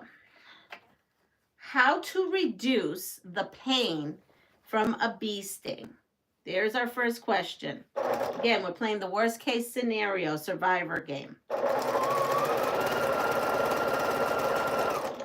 How to reduce the pain from a bee sting. A, mix meat, tenderizer, and water and apply it to the sting. B, put olive oil on the sting. Or C, pour tomato juice and whiskey on the sting.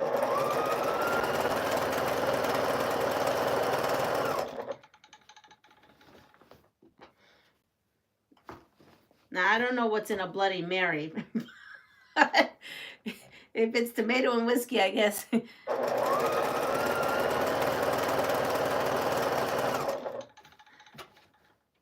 Because the thing is that, are we carrying around tomato juice and whiskey? We may be carrying around whiskey. Maybe wherever we're going, we might need a little flask. I don't know.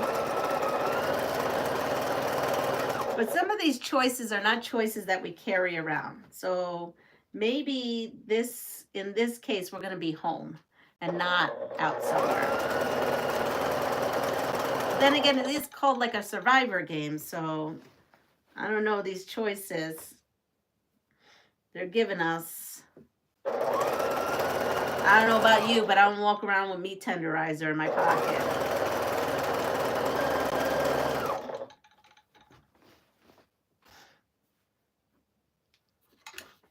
What is up with this? Is this all the way up? Yep, it is.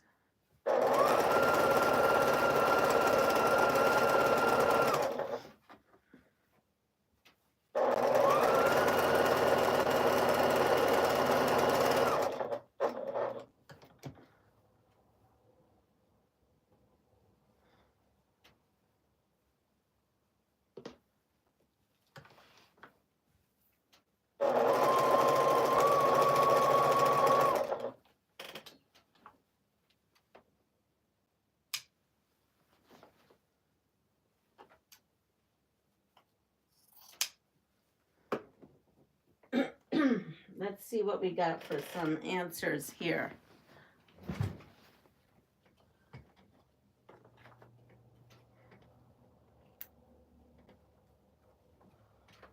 We have Let me put this closer.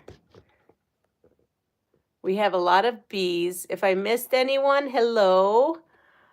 Here we put baking powder paste on a bee sting. I don't know what's in meat tenderizer. I always used to use baking soda. So the answer is it is baking soda. It is meat tenderizer water to apply to a bee sting. Ready? How to treat, okay, I'm going to say that we're home because a lot of these right now, like a bee sting, that could happen while we're home. This could happen while we're home, you know, how to treat hyperventilation, right? Hyperventilate, okay? So you got some bad news and now whatever, you gave out some bad news and someone's hyperventilating. So how do we treat that? A, sitting with your legs extended, sipping hot tea.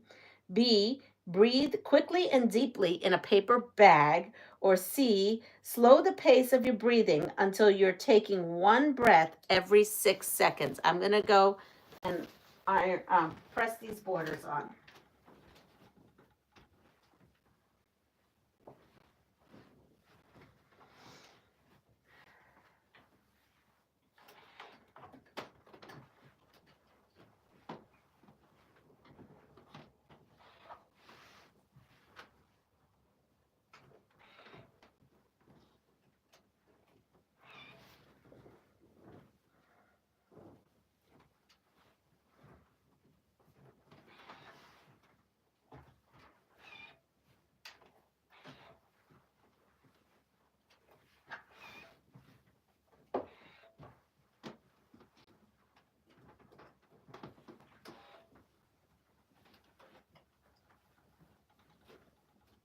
I'm here, I'm just, oh, you see me. Okay, so I'm measuring to see if I have enough for the top, and I just make it with this. So I have a wild idea, and let's see if it's going to work. So I'm going to put a third border on here. So this is kind of like a border hack I do. Before I put the top to that, I'm thinking I'm going to cut my third border, and then I'll show you why. I'm going to unhook this so I can go in and out of my sewing area easier. All right, so we're going to cut this right now. And I have exactly, I believe it's exactly, and let me double check, it's exactly 10 inches, like it's right there. So I am going to carefully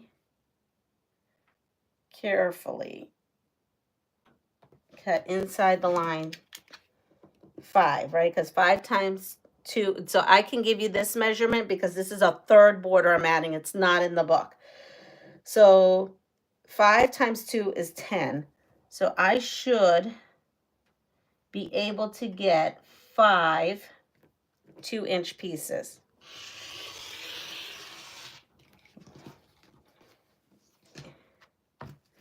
Again, should. And then I will have used most of my kit.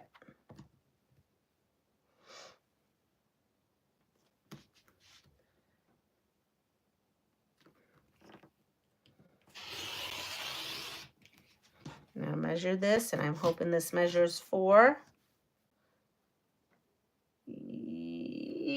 It's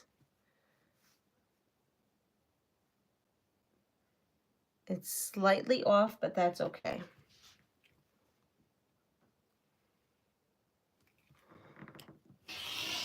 And let me see this last pass. Okay, we did it. We did it. It's like not even an 1/8, a 16th, but it's okay.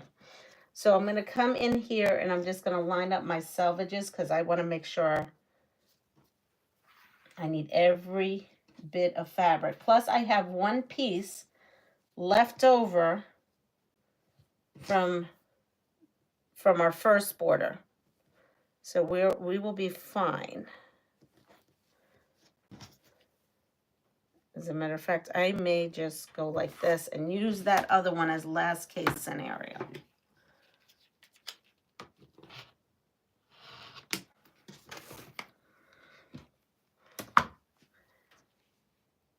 It's skinny at the end, but it's 2 inches at the other end. See right here, it's a little off. Oh, wait, no, you can't see. See, right here, it's just a little off. So I'm going to take these 4, put this 5th one aside, and use my other one that I have.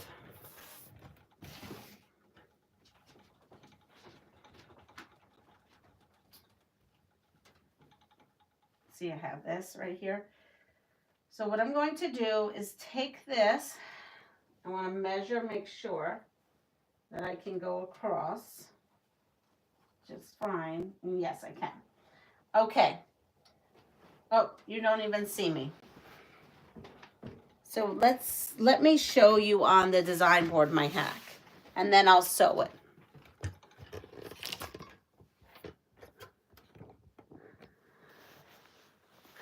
I'm lurking and getting ready for work. Not a problem.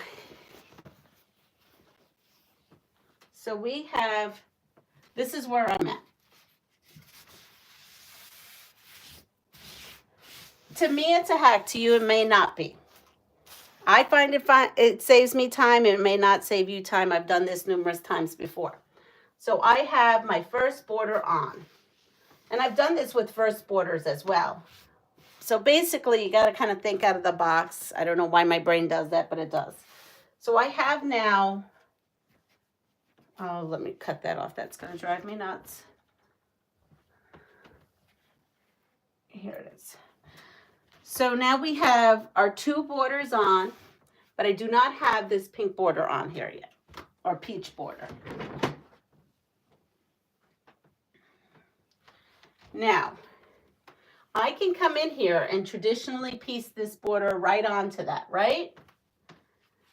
And then come in with my 3rd border and do it traditionally. I find it easier to actually sew this without having this. So I'm going to sew this to this. I'm going to do it twice, one for the top and one for the bottom. Then what I'm going to do is come in and sew just the 3rd border on its own to the side. It doesn't bother me the way it looks. It may bother you, and I feel like it saves time. So here we go. I don't think I've ever seen anybody do this on YouTube, but you never know. Maybe they do, and I just never seen it. So I'm going to come in here, and I'm going to strip piece 2 of these. Oh, man, the vibration, even for me, is a lot right now. Let me see if I can move this machine. I don't know if it's, I don't remember it vibrating as much yesterday. Totally going to have to toy with this machine this weekend.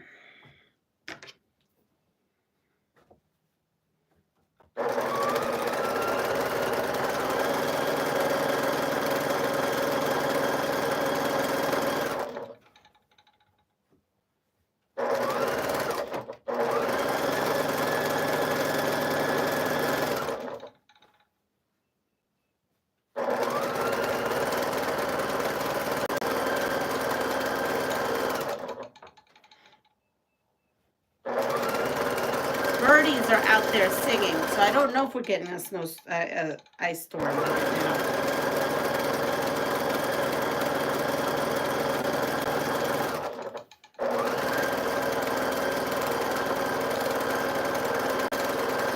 Okay, here's one. That's for the top.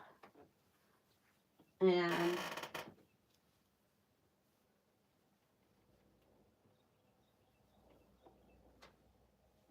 that's not a full one.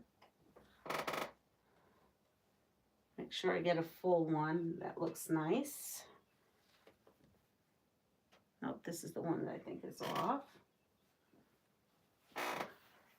Yep, okay. Now I'm going to sew a second one because that one is for the top and this one's going to be for the bottom. Now, normally you wouldn't be able to strip piece unless you do cornerstones. And I showed you that yesterday. I showed you how I did that yesterday. So here's another border hack.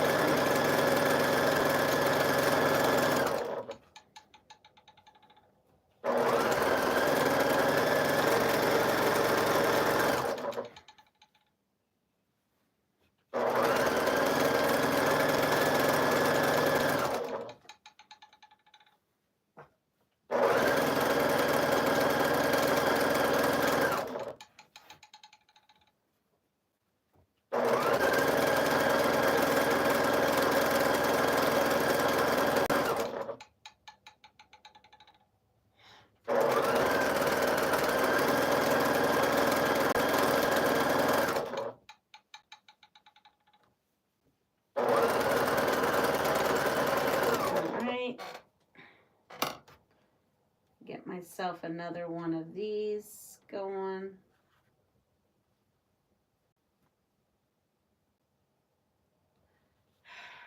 My nails are not growing. Nothing's happening here.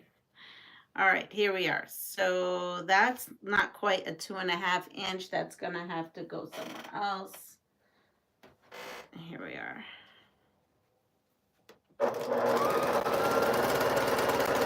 I have no idea what we're doing with those, just for those new people who came on here.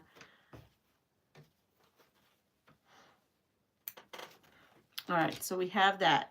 Now, the hyperventilation, I'm gonna have to see what we got going on there.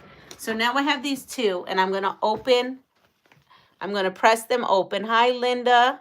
Well, I'm not gonna press the seams open. I mean, I'm gonna press it. Let's see, we have a lot of C's, paper bag, B. So the answer, how to treat hyperventilation is C. Slow the pace of your breathing until you are taking one breath every 6 seconds. So everything you see on those sitcoms of them breathing in the paper bag, I guess that's a no. A no to that. All right. So now survival. I'm going to give you a backstory on this, okay? We meet someone. Yes, we meet someone, a very special person, possibly in our life. Unfortunately, we may have met them on like Plenty of Fish instead of like a real place like eHarmony or those other ones, dating singles, golden singles. I don't know. I don't like those dating apps, okay? But that's what happened. And now we're going to meet them in person. Yep. Hi, good morning, Deb. We're going to meet them in person.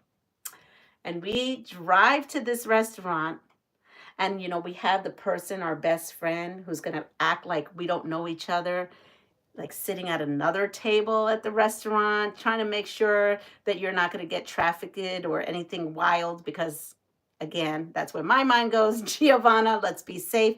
So you got your girlfriend, and she's like on another table, making sure everything's going to be okay between you and this stranger you just met online. And she now is seated at the table, and you're ready to meet this person, whoever this person is that you have met, right? And all of a sudden you smell something, and it's bad breath. Yes, your breath smells bad. And now we need to treat that. And we're just out there. So how to treat bad breath? A, switch to a diet higher in fat. B, wipe or brush your tongue and clean your sinuses. Or C, don't eat first thing in the morning. Well, that backstory doesn't work, does it? Never mind. I thought maybe this was like in a pinch, being this is a survival game. I thought this was in a pinch. Okay, so forget the backstory. You just have bad breath all the time. How are we going to fix it? I'm going to iron this. Hey, it was a good backstory when I thought that it was going to teach us something really quick.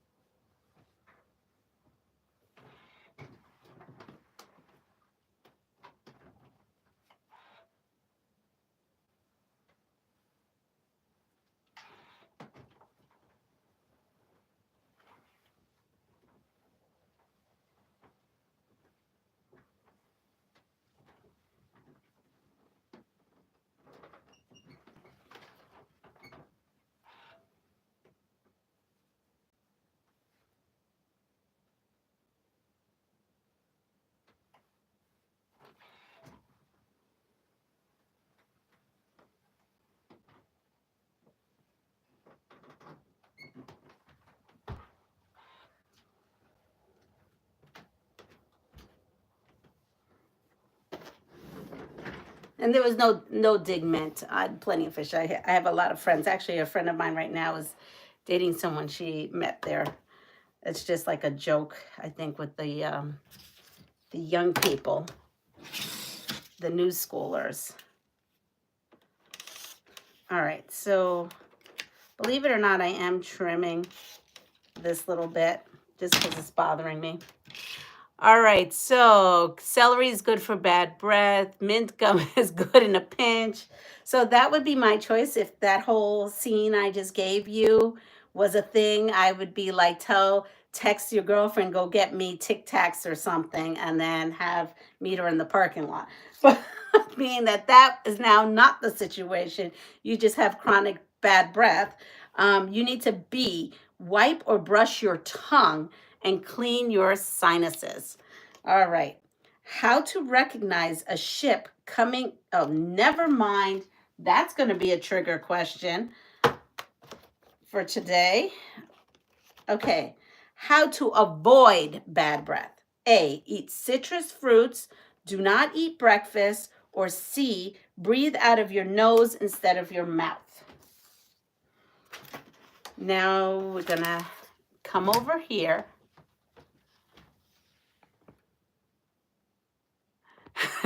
Wouldn't your girlfriend have told you sooner? True, Deb. Very true. Yeah, if she's your best girl, she would have told you that, wouldn't she have? All right, so we have our strip set, and I'm going to add it to the top and bottom. Is that the slotted ruler? No, I don't have the slotted ruler out. Oh, what is going on? People, what? Oh, now this is not funny.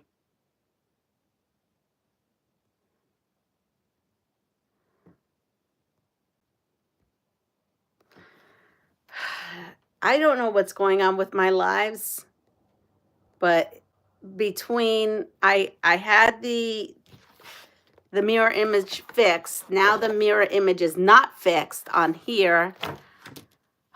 I'm so frustrated right now. Okay, so here we are. We have our first and our second. This, I'm going to show you why you wouldn't, well, you would like to have that look. Some people would do something like this. That's not what we're doing. So we are putting this so that the peach matches. And look, it does. It matches here. And then we have that. And then we're going to come up with just this color and put that on the side. So we're going to make sure we put this on right. And we're going to put it with the peach.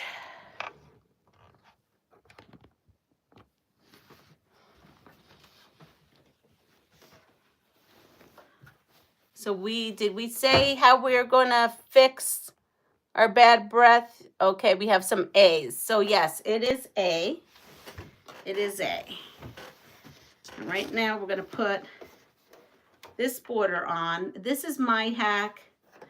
I am going to pin because it is kind of tight. I'm not going to lie. It is tight. So I'm going to come here and pin from one end. Oh, it's not really that tight, but anyway.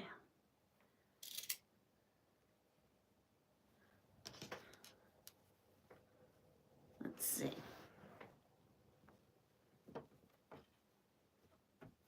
All right, we're good.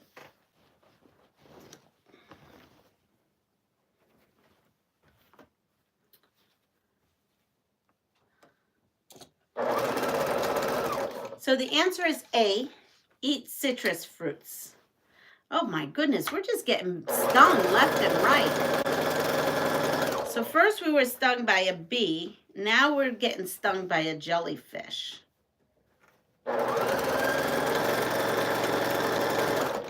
So how to prevent a jellyfish sting. Okay, so I guess we haven't gotten stung yet. So that's good. Whew, I was gonna say. A, rub your skin with any citrus fruit. Citrus acids repel jellyfish. B, wear pantyhose. Jellyfish cannot penetrate nylons. Or C, continually clap your hands together because jellyfish are adverse to both the motion and the noise.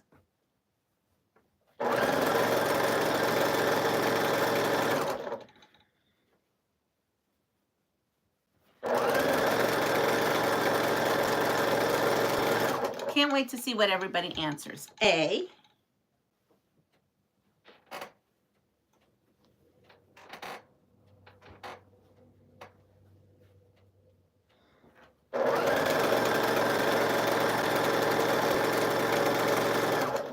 We have A, C.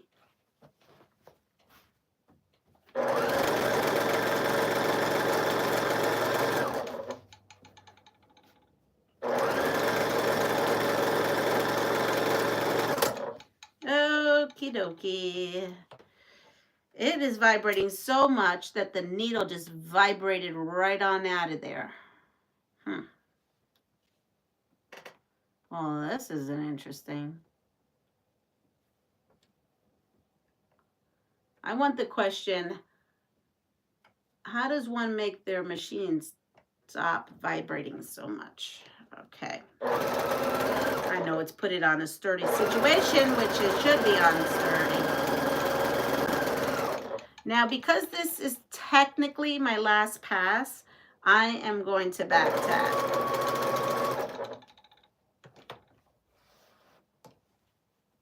I should have back tacked to the front. Actually, it's not our last pass because we have to put one on the side. Okay, so we have that. So it looks like this so far. And the side looks like that. We're going to come in here and put our next one on.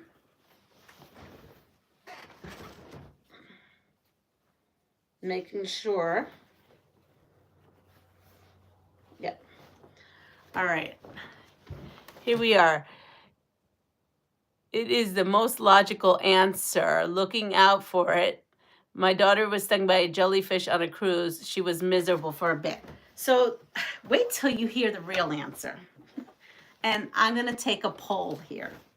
How many of you all put on pantyhose and then your bathing suit and go to the beach? How many of you wear pantyhose to the beach underneath your bathing suit?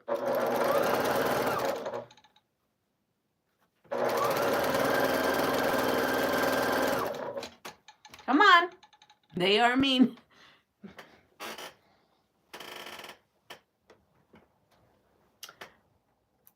At Crash Boat Beach, there's microscopic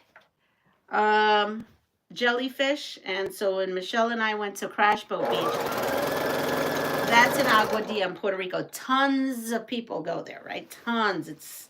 Lots of people go to Crash Boat Beach. But it's known for these microscopic jellyfish that don't bother some and bother others. And I forgot what the thing is. But anyway, when we went into the water, they bothered us. It felt like someone was... You didn't get welts. You weren't miserable, but you felt like little like, I can't explain, like little burn, like almost like a burn. I can't explain it. And so we don't like to go to that beach because we feel that other people don't. If you get stung by a jellyfish at the beach, if you rub wet sand on it, it will take the sting out.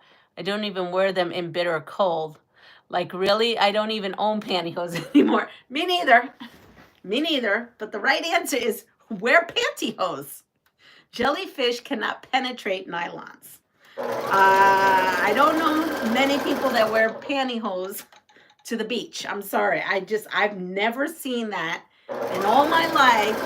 I've never seen that. Now, maybe I'll wear pantyhose, but I'd have to wear whole body pantyhose on my face, on my neck, on my arms, if I was going to go into jellyfish infested waters, and why would I do that? I don't know. But I just kind of chuckle because pantyhose, like, that may be the right answer. I just don't know many people that do that. I don't think they even did that back in the days when pantyhose were in style and popular. I mean, I had to wear pantyhose every day to school, right? Because that was part of my uniform. But I never wore them to go to the beach.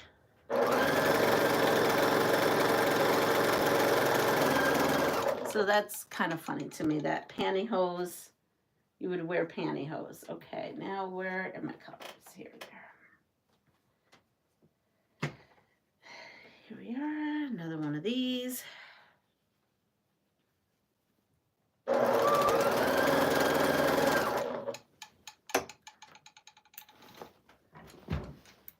So let's see.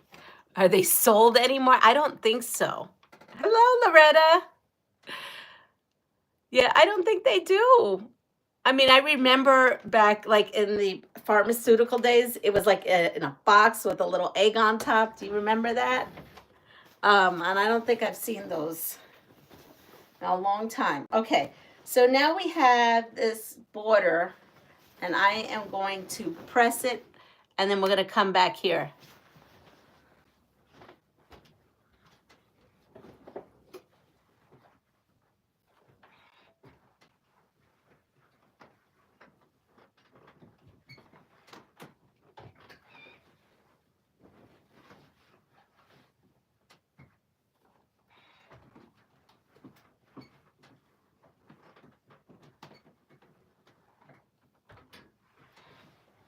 All right, I'm gonna put it on the design wall. I'm just right here. I have to put that there.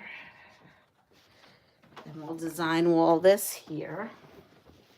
Okay, so now this is what this looks like. So as you can see, it was very easy for me to take a strip piece. You can't do this for all your borders. It's only your ending borders, okay? So I have now, and that, so I have to cut this here and square that off here. But in that one thing, I had already have my top border and now the beginning of my ultimate border.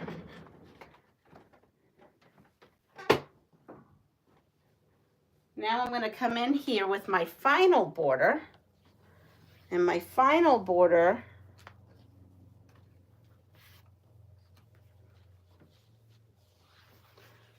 is right here, and then I will have my quilt all done. So, little hack by me. I don't know if you think it's a hack. I don't know if you think it's going to be better or not better. You can tell me what you think, what your thoughts on it are.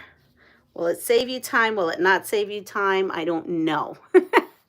But I feel it saves me a lot of time, and I don't have to fight with the big quilt for every border. So here we are. We're going to put together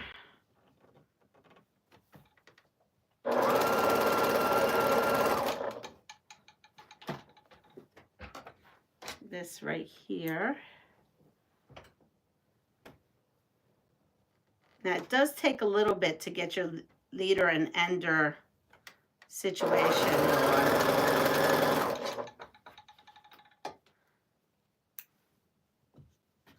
So I'm coming in here and opening this up.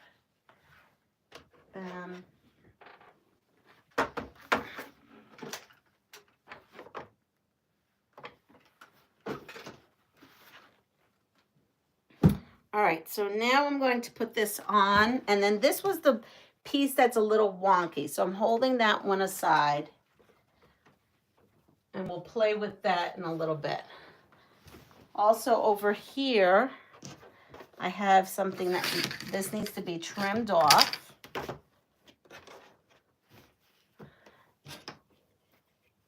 And you can get a square. I have this right here. I'm just going to follow this line here. Follow the stitching, which this stitch line is perfect. That one is. So I know that this is going to be square. This is all I'm trimming off. And we're coming in to sew this. All right, so now that we all are going to go swimming in our pantyhose from now on, Yes, Lisa, good morning. You missed it. Do you swim with your pantyhose on? Do you put on pantyhose and then put on your bathing suit and go to the beach? Just wondering. She's lurking, and she probably can't answer me because she's working. But the whole reason of that is because apparently to prevent a jellyfish sting is you wear your pantyhose.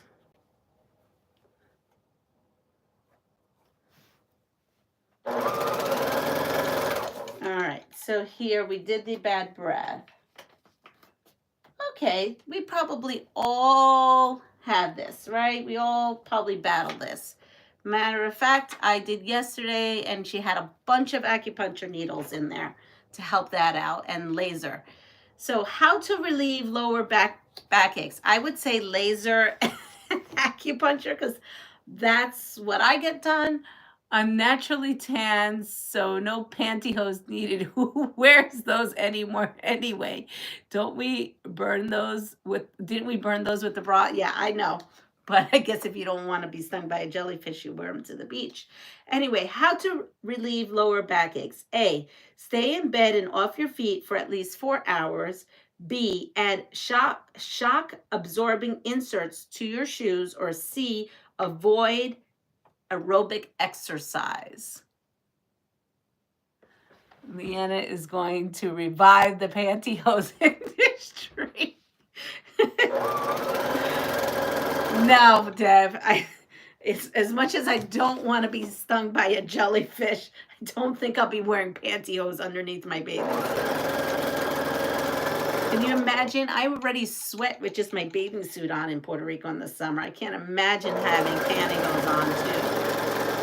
Ooh, that would be intense.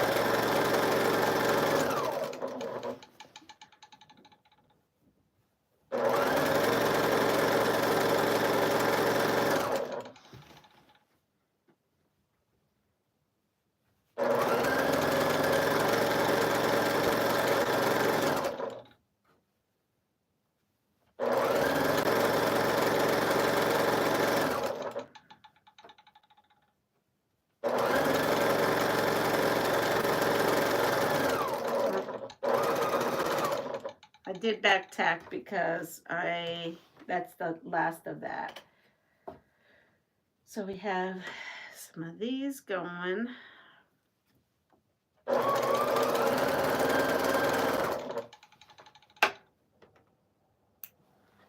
right, so I definitely am going to need that other, and we're just going to fudge away.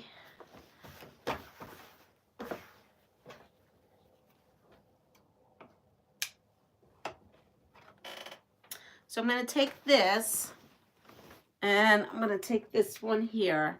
I know it went small over here, so I will know, let's see, adding this onto here. So let's see how much I need for the length. Can you imagine running into the store at the beach to grab one of those eggs? And what if the neutral tones are gone, so you're stuck with white or black? Imagine the looks on the beach. Exactly. Oh, good laughs in the morning. I say this game gives us good laughs in the morning. All right, so I'm just seeing how much I'm short of this fabric. And then this would go on here. And I would, oh, I have still, okay. So we're just going to leave, this is where it's short, this end. Everything else is fine. So I'm just going to make that the last end piece. I think it'll be cut off. Oh boy, Lisa. Well, what if you go and like remember back in the 80s and 90s there was wild like neon colors and everything. Oh, maybe we would start a trend. Maybe we would start a trend. All right, so I'm gonna take this and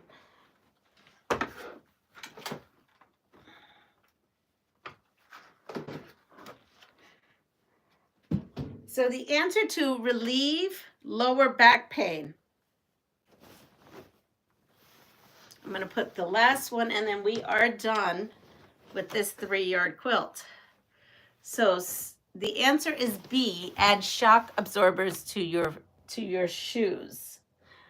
Question, can you eat the outside leaves of a cauliflower? I'm not sure. I'm really not sure.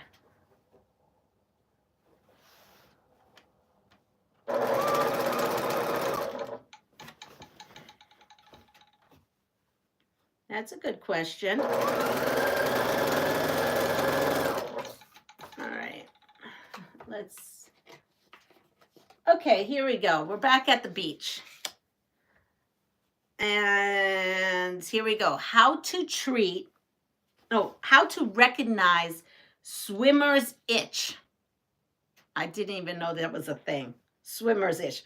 Well, being from the last question, maybe don't wear pantyhose because that may be itchy and maybe that's gonna give you swimmer's itch. I don't know what swimmer's itch is, but if you're wearing pantyhose, maybe take those off.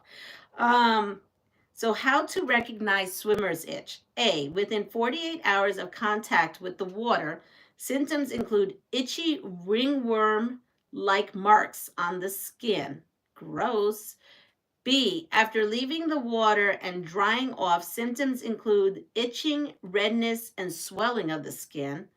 C, 10 minutes after entering the water, symptoms include a burning, itching sensation on the skin under your swimwear.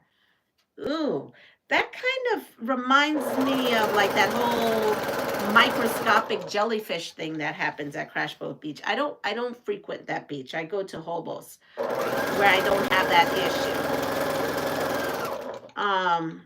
So I don't know. That's swimmer's itch. My daughter told me that when you go to the beach, I don't know if she's got this right, but when you go to the beach and you ever feel like you need to rinse off afterwards because like the salt makes you a little itchy or it feels a little tight on your skin and whatnot, that's really a sign of too much sewage in the water. I was like, oh, honey, oh. I've never thought of that before.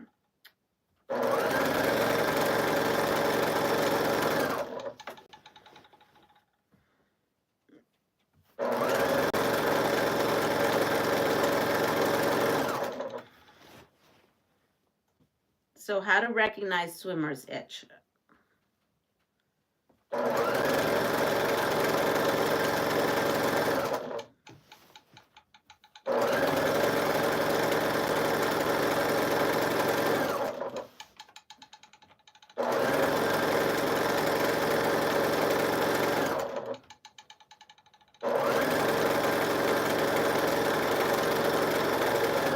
Oh, good. That spot where the fabric was getting like a little bit short. Well, not short, but it wasn't quite 2 inches wide.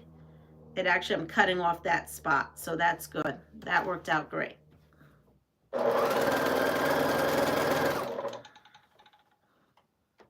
All right, I'm going to press, and then we have our 3-yard quilt that was, the fabric pull was sent to me by Carmen's Quilt Shop. There we go, all C A's. Nikki, ew, I thought that was from the saltwater, sewage, nasty. Me too, Nikki, I thought that too. She showed me it wasn't. It's the first sign that there is too much waste in the water at the beach. She says it normally happens especially after a storm because of the runoff. There is too much gunk going into the sea. Yes, never going swimming again. Sorry, Dawn. Who knew, right? So swimmer's itch. After leaving the water and drying off, symptoms include itching, reddening, and swelling of the skin. All right, here we go. We've gone hiking and we want to go across the river, and it is rapid. So how to cross rapids. A, take off your pants and underpants. Make sure you take those underpants off and tie them to your backpack and use a strong pole at least 7 feet long, planted upstream from you. B, try to swim underwater where the current is not as strong, surfacing only to catch your breath. C, if you think you could walk across, weigh yourself down with as many heavy stones as you can fit in your pocket. Or D, let's not go across those rapids.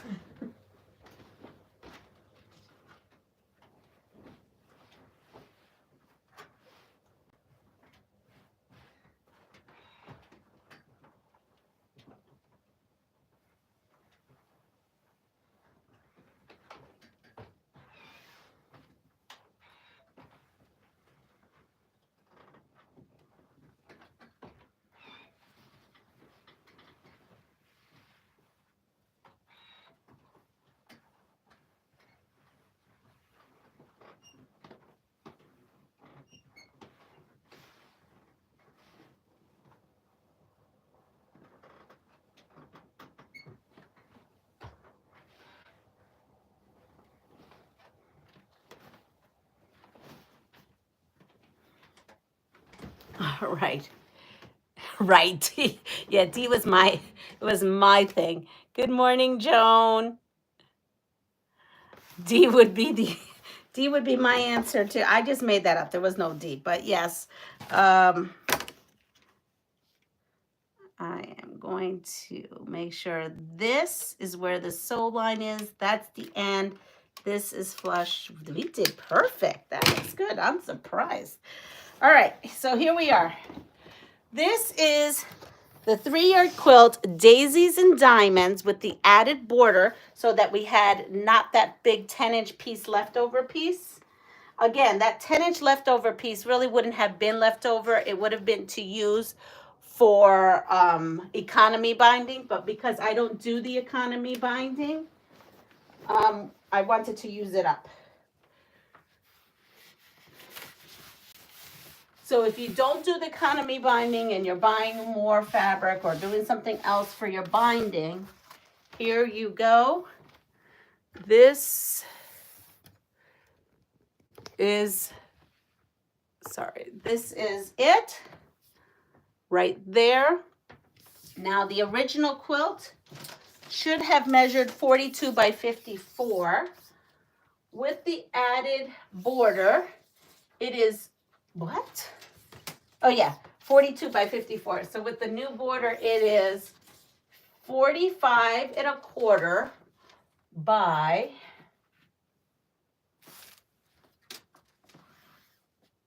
47 1/2. I mean 57 1/2. So a good size quilt. That is it. That came from Carmen's Quilting. Again,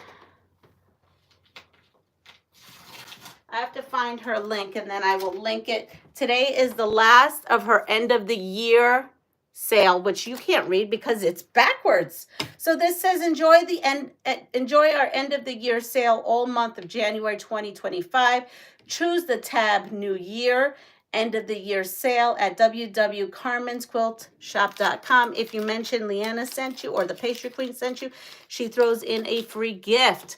But this is the color. She picked it. I picked the pattern. So we're got that all situated. So which leads me to it leads me to cutting out another quilt because no, it doesn't. It leads me to grabbing something that I've been working on.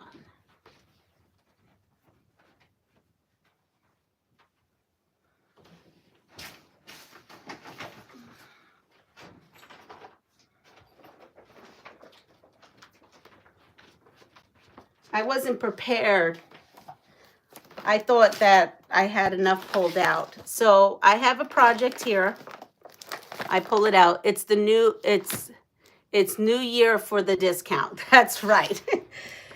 So we are going to work on that 3-yard quilt, that new 3-yard quilt, but I'm not going to have enough time to mess with that.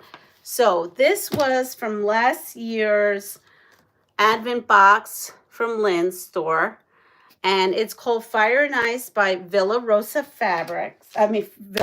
Patterns. I did cut everything. See, it's all cut. It's all here, cut, ready to go. But Leanna didn't do. Here it is. But I hadn't done anything with it. So I'm going to pull out this whip, and we're going to go for it. So I cut it out, and then I had these blocks.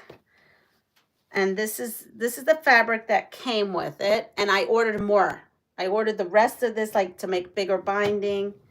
I had this from all different things she sent at some point. And then, what? It's not time yet, is it? Oh, you're going? Hold on. Give me a second. Going to your doctor's appointment. All right. Love you. See you at lunch? Okay. All right. Yep, I feel better. I will feel better. I didn't realize his doctor's appointment was this early. And then I have this. And maybe using this on the back. I'm not quite sure. This, again, one of you all had sent me that. So we want to pull this bag out. So that's one of the things I'm doing for the new year, or should I say for this year, is I'm going to start pulling out all these kits that I've cut, pre-made, and have not done anything with, and stuff that was sent to me. So being that I've got 15 minutes left, I'm going to go with this. So according to this, it uses 6 fat quarters, 1 yard of background, and ½ yard of binding. So I've cut everything. Now, this has us cut a specific size, and that size, I just rounded it up to make this easier on myself. So we're going to make half square triangles, big half square triangles.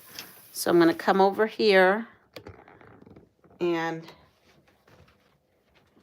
we are going to make big half square triangles. Here we are. Now, how to cross the rapids. This is too much here. The correct answer is, it's raining here. Yeah, it's supposed to be raining here too. Is A. Take your pants and then, like, highlight it says and underpants.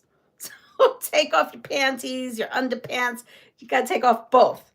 But it's kind of made me chuckle because they wanted to make sure we took off everything. Tie them to your backpack and use a strong pole at least 7 feet long, planted upstream from you. So, let me see. Oh. There's no cars out there. There are absolutely no cars out there, and there should be cars out there because high school should be in session. So it is dreary and wet in Rhode Island. All right, so I don't know if I'm going to go dark here for a second. Let's see. Where do we get 7-foot pole from? I don't know, but you better make sure you take those panties off, according to this.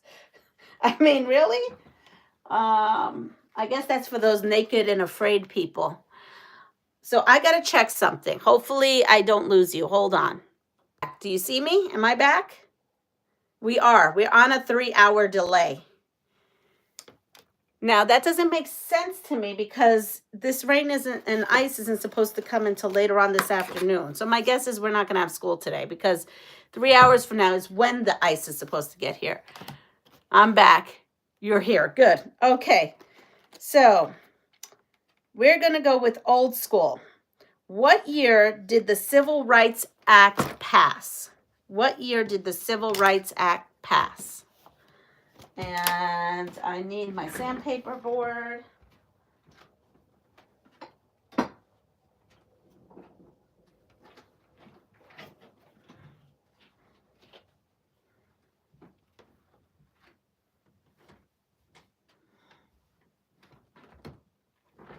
Now what happened to all my pencils?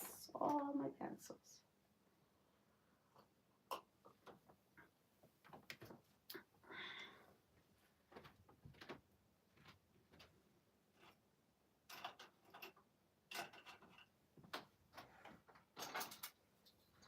I've lost all my mechanical pencils, even though I have about 4 of them. I'm gonna have to go old school. Well, that didn't work. All right, here we go. Old school.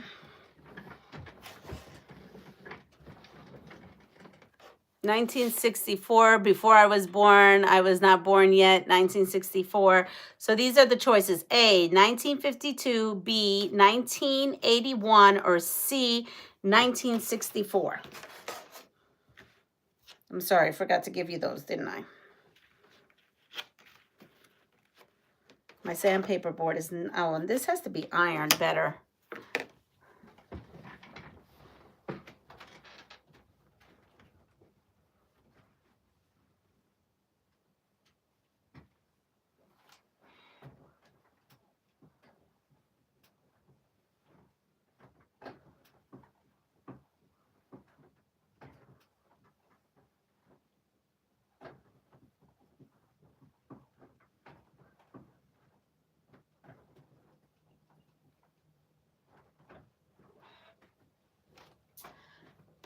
Now I feel bad. Now I could have gone with Honey to his doctor's appointment and would have been back. He goes to all my doctor's appointments. I didn't know about that until afterwards.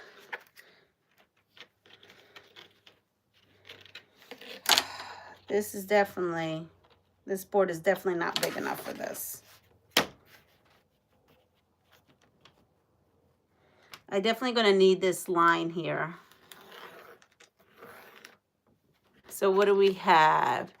Easy for me to remember. Year I was born. Who eats raw cauliflower? I don't. Are you going to stay on longer since there's a delay? Yes, I graduated. Year I graduated from high school. So yeah, I mean, I'm in no rush now.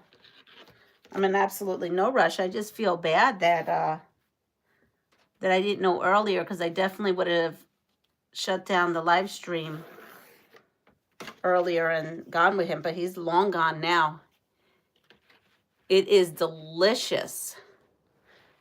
I mean, I think I've eaten it like on a crudité platter. You know?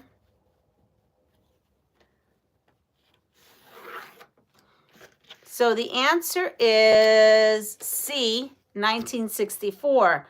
True or false? Over half of all boomers plan to work past age 65. True or false? Over half of all boomers plan to work past the age of 65. Well, some might not have any choice, so. But I don't know if most, over half, more than half are. True, true, true. Giovanni says false. I would like the answer to be false, but I think in today's economy and everything, I'm thinking that even if they stopped working, they may have to go back to work.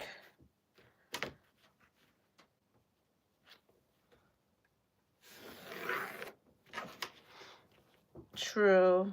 So like when I keep saying when I retire in 5 years, I just mean my job. I don't mean that I'm going to stop working. I can't afford to. I'll keep working. I just would not be working anymore there. I would be finding a job that's more flexible so that I can go back and forth. I don't want to work that long. Well, I don't either, but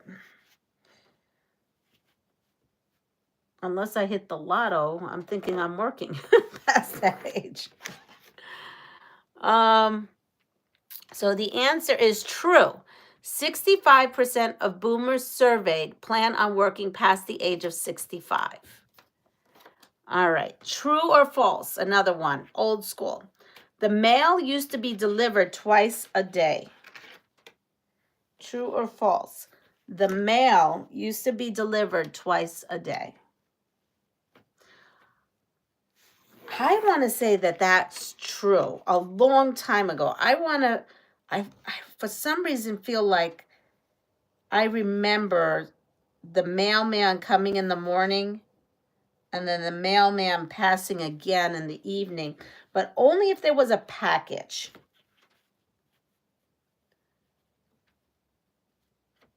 I mean, I maybe, I don't know. Let's see, true. Okay, so 2 think it's true. I vaguely remember.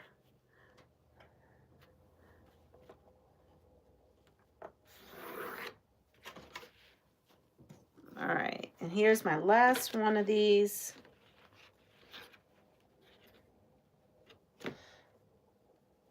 And this, I believe this was all, including, I believe this was even, but I'm not sure, the fabric that was given it with the Advent box. I do not remember. So true, well, I wouldn't have remembered that. Clearly, my memory is wrong. This says true, up until 1950, the mail was delivered twice per day to residential homes. Well, I wasn't alive in 1950, so I'm not sure. True or false? Boomers spend more time online than watching TV. Boomers spend more time online than watching TV. They want to raise the age to 70. That way they pay the $350 in funeral costs and never have to pay out your benefits. Oh, that's sad.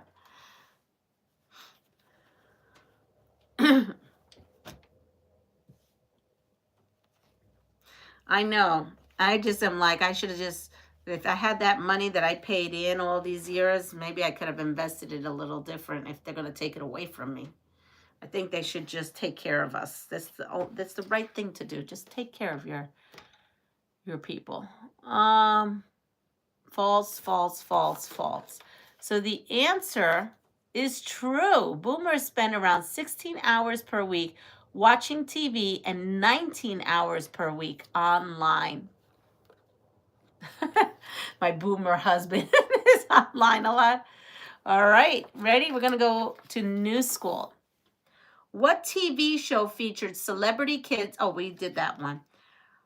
Oh, we all know what this is. We certainly know what this is. What does the acronym FOMO stand for? FOMO. We all have this. We all experience this. Mine watches TV a lot. So what I'm doing is I drew the line. Fear of missing out. Yes, that was me. This was my first month without my Sew Sampler box, and I was freaking out. That was the reason why I never ended it.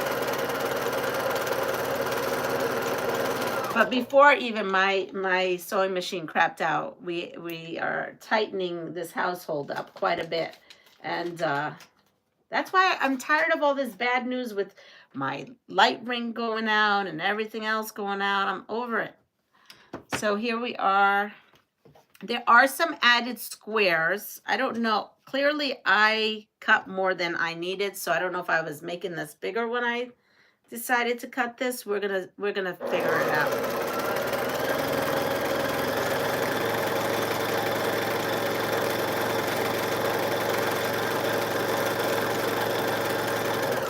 Oh yeah, this is bad. I just saw my whole thing trying to give you guys. Oh, this is not good. Okay, I just saw my camera go crazy, so I have to figure something out. Morning, Mona. Lisa is is the queen. Yes, I work all the time and I know I'm missing out on so much. Yes, be careful. So I don't know what to do. Let me see. I have no idea what to do anymore about my vibration situation. My vibration situation. Let's see. Okay. Instead of sewing, because I think I will shake you all up and I have time, maybe we'll figure this out together. So yes, I'm going to say FOMO is fear of missing out. And we did that. Okay, ready? New School. At one of their concerts, which president did the Dixie Chicks say they were ashamed of? Oh, maybe we shouldn't talk about that. Here. Let's go to a different question. Who voices the donkey in Shrek? Who voices the donkey in Shrek? Deb, I did buy the mat, but it has not helped whatsoever. But that's okay because I'm going to send them with honey to Puerto Rico to use as dish mats. Who voices over the donkey? Oh, my goodness, I can't even lift this up. Oh, this is heavy. Very heavy. Oh, here's one of my mechanical pencils.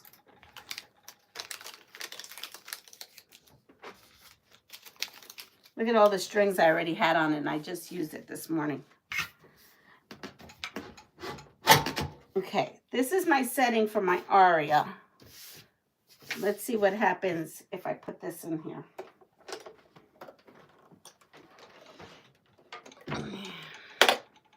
Well, it's a little bit low.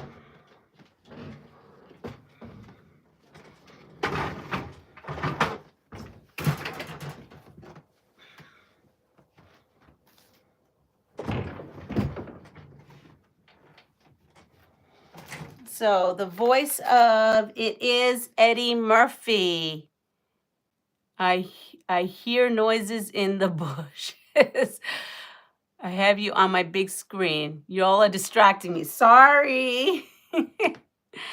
Monica. Jean wrote Monica. So here we go. Next one. We need, okay, this is New School. We need more cowbells. Was said on a skit from what show? We need more cowbells. Was said on a skit from what show?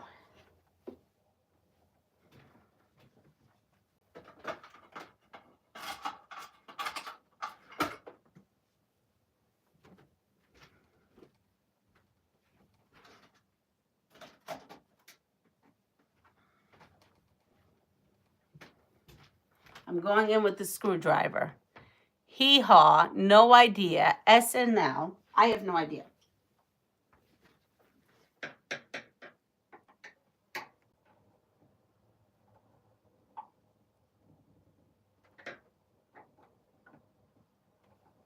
So I have two screws over here.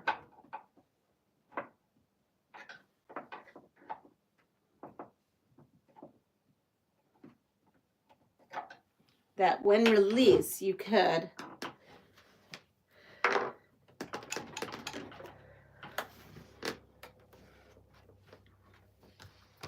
Simpsons. If it's hee-haw, then that's not New School. Oh, true. Okay, so I put this here. You're kind of seeing how I do what I do. And that's there. That means that's flush there.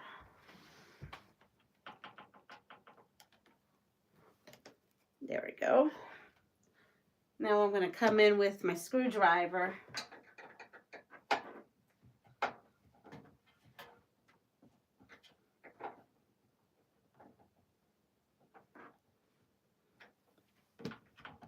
Okay. Let's see if that helps.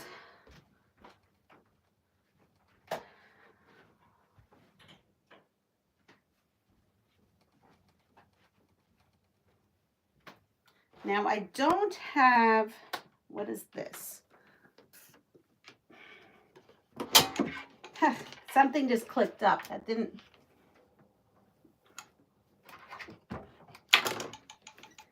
All right, something clicked up. Well, you know what? I'm leaving it the way it is. I'm going to just bring it. Oh, wait. Maybe if it clicked up. Let's see. Did it click up enough?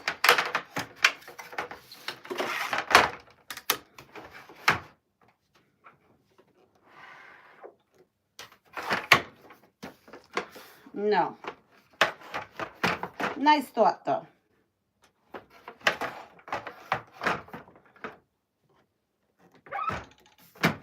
No.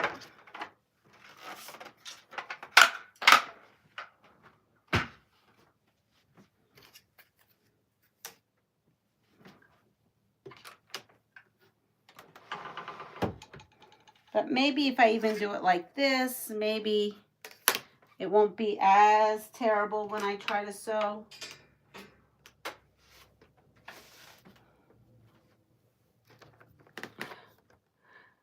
My mom used to ring the cowbell when dinner was ready. Raise the machine a little bit and then it will fit. Oh, this? Okay. Well, let me...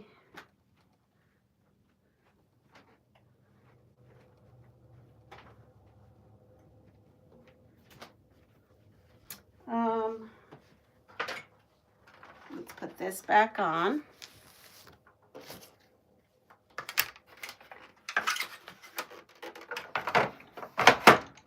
Oh, it won't fit because of this. See the lip? I have a lip on here. So, and there's no way for me to raise this. So this is out of the picture. Because I have no way to... See, it's like an inch too big. So that stinks.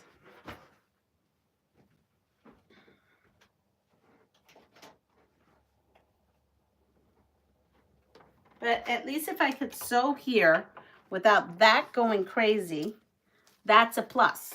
So we're going to try that. Let's try this and see where we go. Here. You know what else would maybe work is, let's see.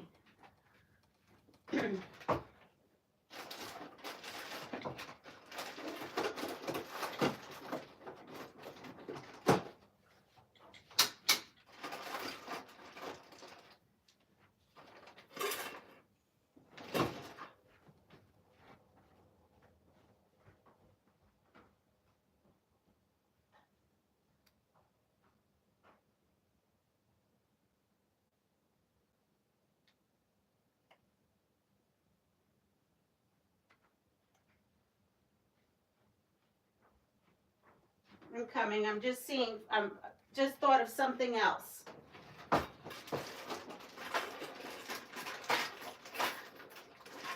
Maybe it's not in there. Is it in here?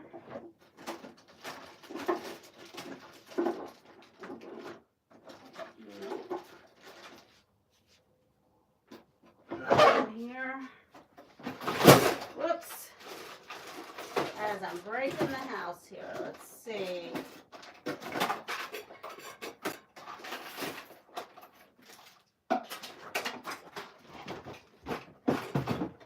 Okay, just a drawer came out.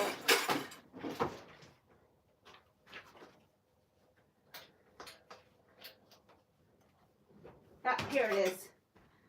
I was looking for this because I think I could put this underneath here. That might help. No vibrate. She's trying to stop the vibrating. I am. Hi, Sean. Welcome to the insanity of this morning. Is it possible to tighten the legs on the table?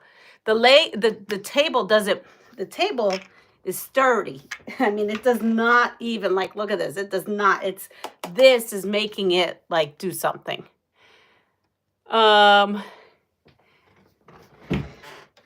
See, the table does not move until, like, at all.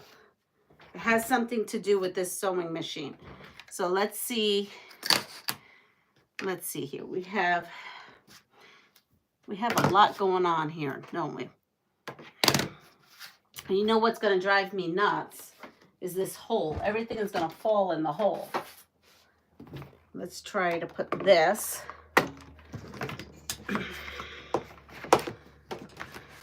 I don't know if that's going to be any better, but I'm trying anything at this point. I'm so frustrated with this situation. Here we are. Let's go for it. Let's see what I could do.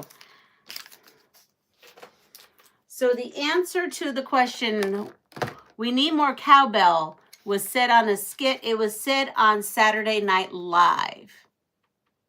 What could work too? Maybe sit them on a rubber shelf. Like, well, that's what I tried. I had, where did it go? I bought these. Deb recommended these, and it was still wobbly, but we'll use them. And then someone said a yoga mat, so I'd have to figure out the yoga mat.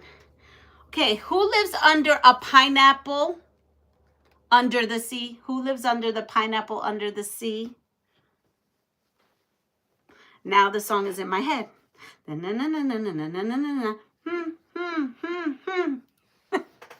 Yeah, SpongeBob SquarePants. SpongeBob SquarePants. I heard that way too much. My kids loved that show, and I banned that show from my house. I did. I banned that show from my house because SpongeBob is a little bit fresh, and then the kids started mimicking the fresh behavior, so that was outlawed in my house. My kids to this day tell everybody how I outlawed SpongeBob in my house. Or at our house, not my house, our house, right? So good, because once I get off this live, I'm gonna have to clean because I've just thrown everything. Is it better? Are we vibrating? My kids love Barney, SpongeBob.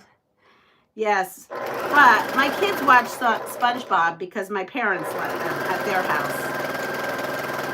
They thought I was mean for not letting them watch it. But I'll tell you what did it. I despise Barney and the Teletubbies. What? Pantyhose? No way. Oh, she must be on the back a little. I banned it too. I just told them the show killed brain cells. Well, it was one day. I remember what did it. I'm gonna do the move. So I told them to do something, and they were like, no, we're going to go around town. And I was like, that's it.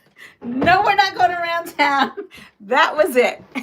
So that's what did it for me.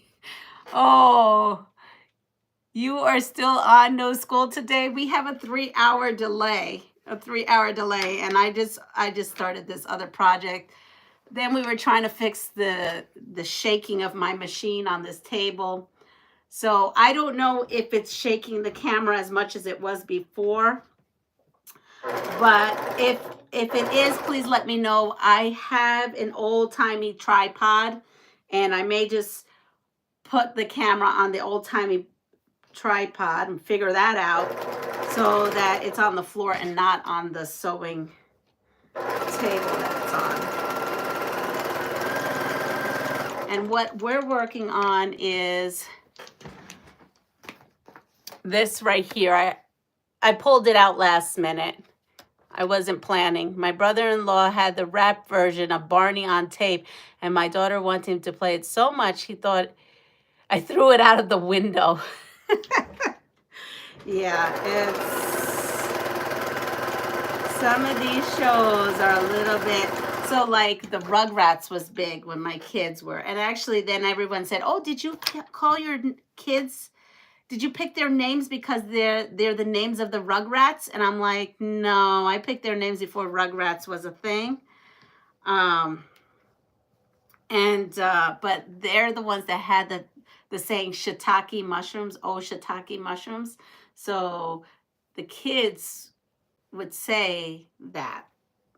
Appropriately, if you were to use the real words And I did not like that either. They did watch it though, but I did not like that.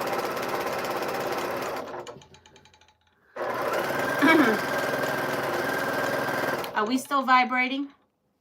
Yes, we're still vibrating, aren't we? So it's gonna have to be the tripod. Because right now this is my only working machine. I didn't mind the Rugrats, me neither. They only did that one thing about the shiitake mushrooms.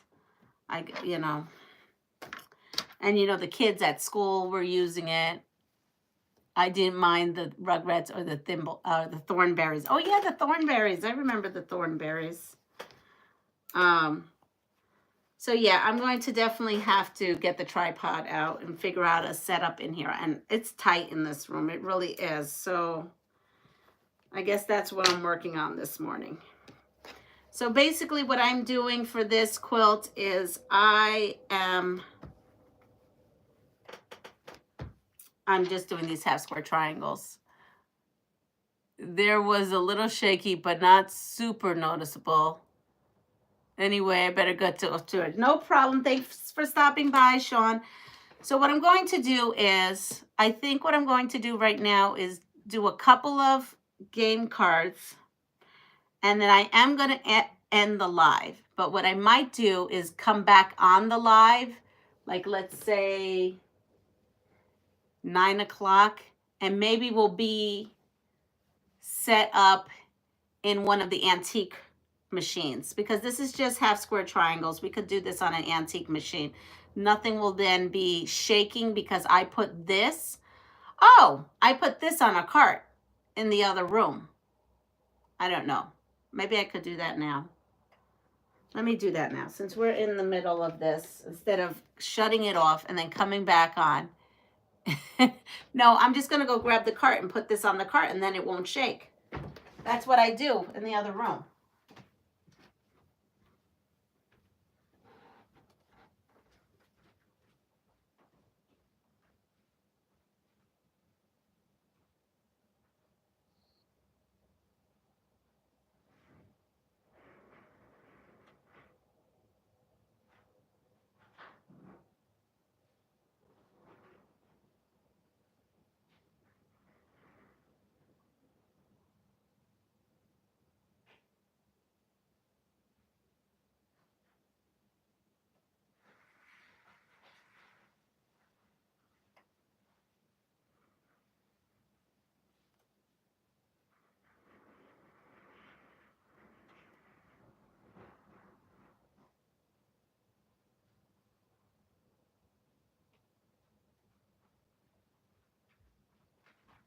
I'm back. Okay, so we're going to go on a field trip because the other cart, the cart is not going to fit in the room. That's why. So we're going on a field trip right now.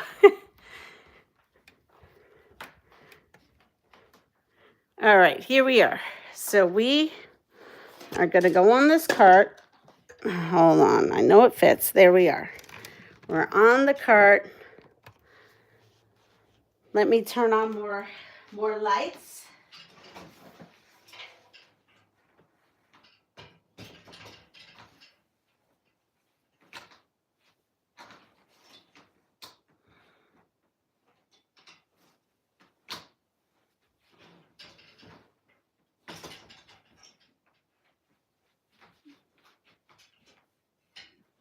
I'm trying to get myself more light here. Can you see that? Is it pretty good? All right, so we're here. They're English. They have spoke nonsense and taught kids nothing. Well, yeah, that's it. Okay, so we're going to come over here.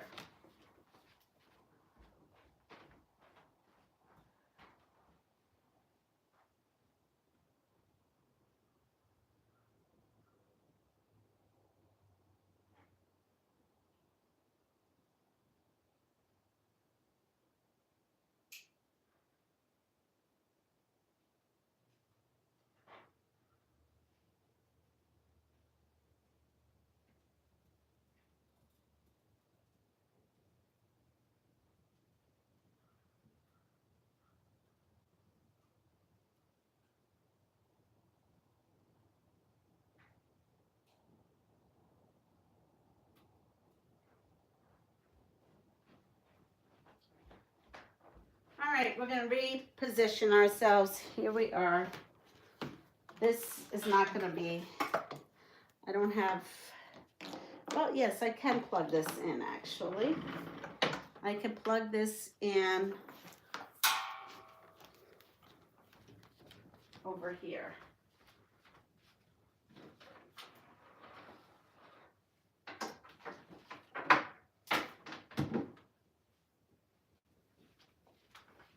Oh, and I need my parts.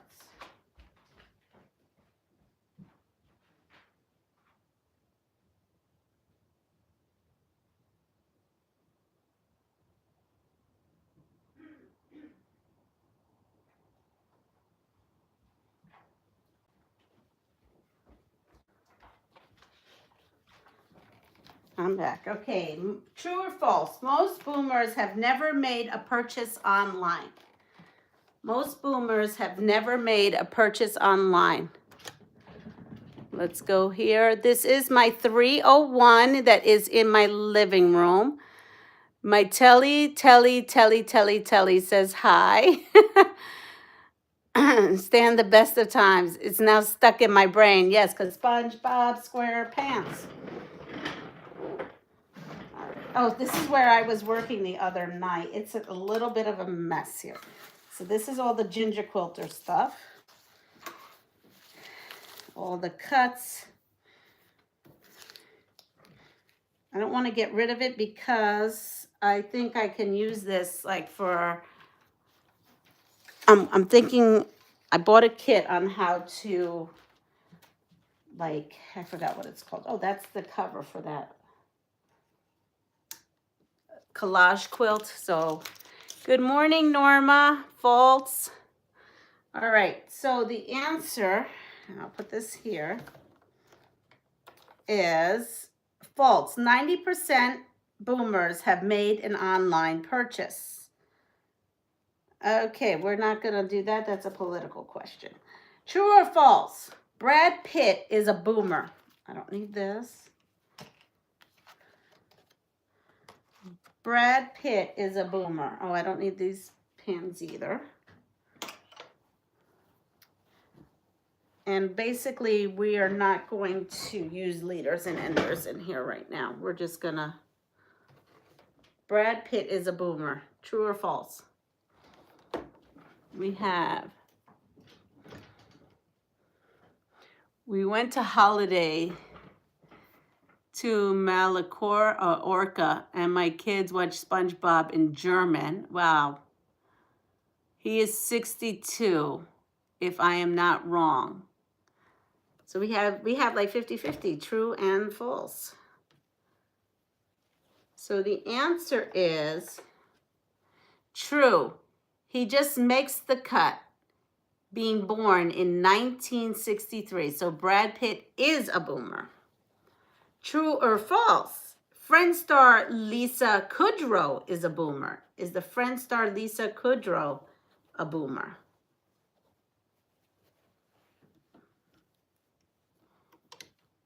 I don't know what I'm using to sew with. Okay.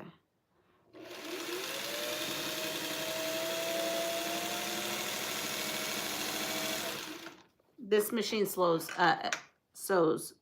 slower. No idea who she is. What was her character? Oh, there it goes. It's gone now. She just needed to wake up.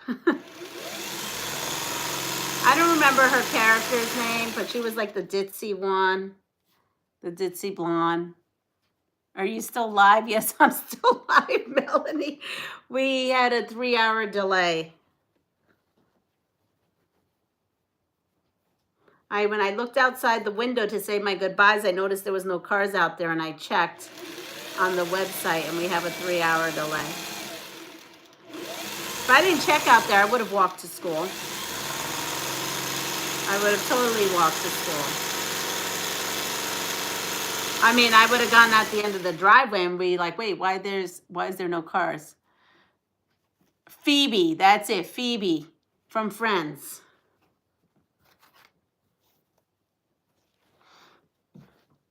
Okay, this is just a solid pink.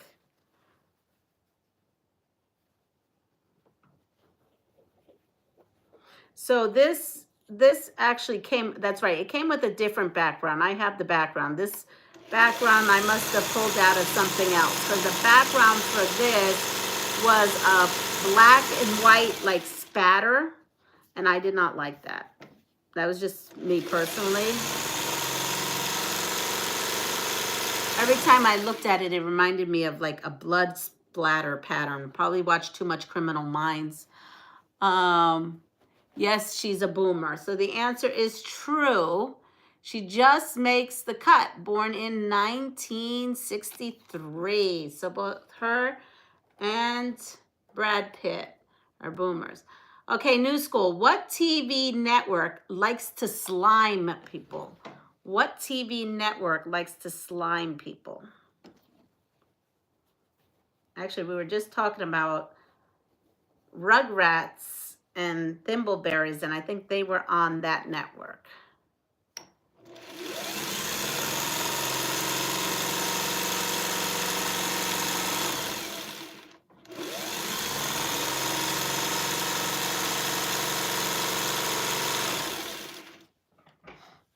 Nickelodeon. That's what I'm going to say. I'm going to say Nickelodeon. Yep. What MTV show helped launch modern TV reality? Nope, wrong thing. Modern TV reality. Oh, I think I know. Is it the Jersey Shore? Or maybe it was before that. Maybe it was all those spring break episodes they have. It looked like everybody gone wild way back in the day.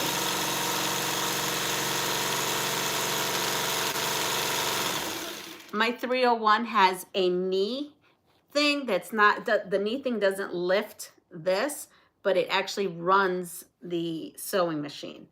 So my knee right now is operating this 301 instead of my foot, which is kind of cool. So this whole setup I'm using right now, I am going to be taking with me to Puerto Rico. I don't know how I'm going to get it there, but I'm taking this whole setup to Puerto Rico. And I'm hoping to do it so that I have it for the summer.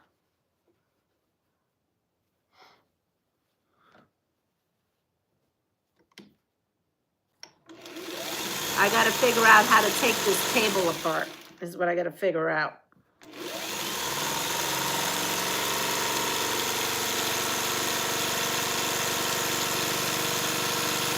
If I take nothing else, I will just take this. I like the sound of it. Repeat, please. What TV show helped launch modern reality TV? My 201 sews like that. Love, love, love the sound of that machine. That's going to cost you a bit. Yes, it is going to cost me a bit, but it's a really, I really love this table. This table opens out like my other table. It opens way, way out. Let me show you.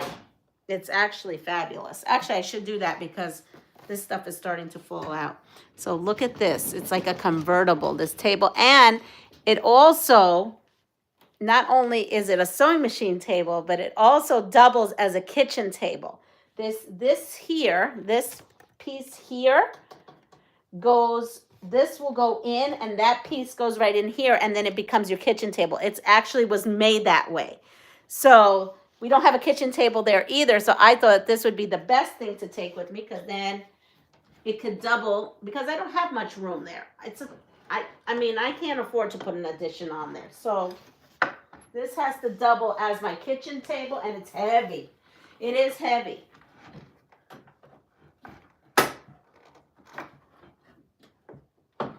It can double as my kitchen table and my sewing table.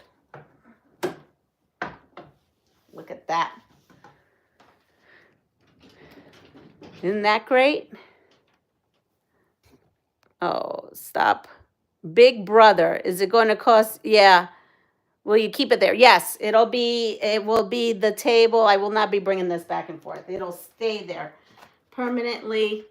I have a little tiny area that I could kind of make a sewing table. I mean, a sewing room. I'm gonna bring this over. Let me see. Put you all here. And this way, I think I could read the comments. And so, let's see. So what I'm thinking is if we take it apart and put it in a box wrapped really well, I looked it up. You can take oversized heavy items with you on an airplane. It just costs you. And I think it's gonna cost $150, maybe $200.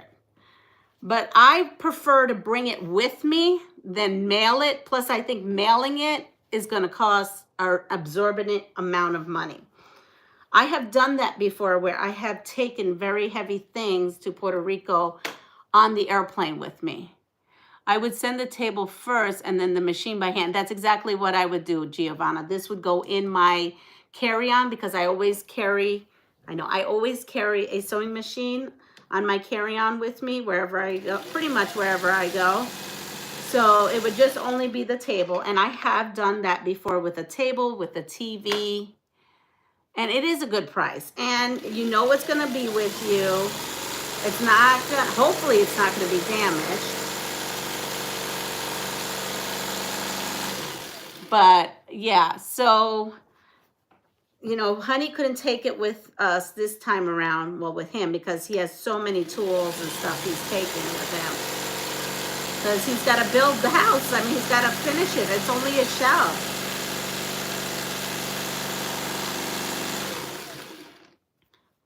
So, so I'm excited to try to get this over there.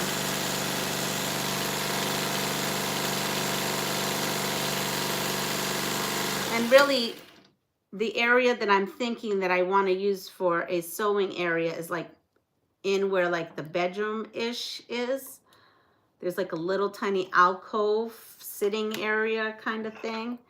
And so that's where I'm thinking I'm going to put it, the sewing room. But for now, this will probably be in, it's just one, there's no walls up. So right now, this would probably be in like the kitchen, living room slash, hold on, I got to see what I'm doing here. Okay, slash everything room. And then this way, like I said, we can use it for sewing and as a kitchen table. Everything will take time. I can't have everything at once. I'm a very patient person. I will find things as I go. I'm not a person to go somewhere and buy all new furniture. It's just never been me. Matter of fact, all the furniture is in here was at some point my parents' furniture.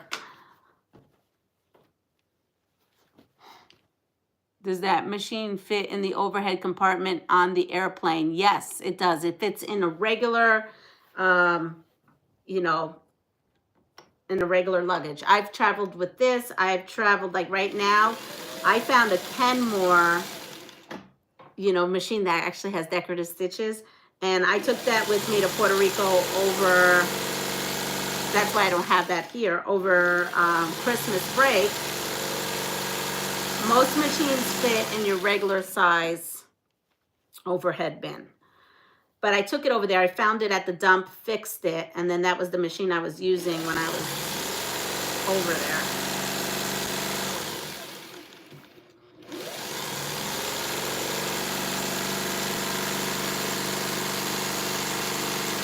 And I will keep that over there because, you know, I'm trying to get a quilting community, believe it or not, started in Puerto Rico. And I'm having a lot of success. I have a lady who started sewing with me, and she's made quite a bit. So quilts and other things.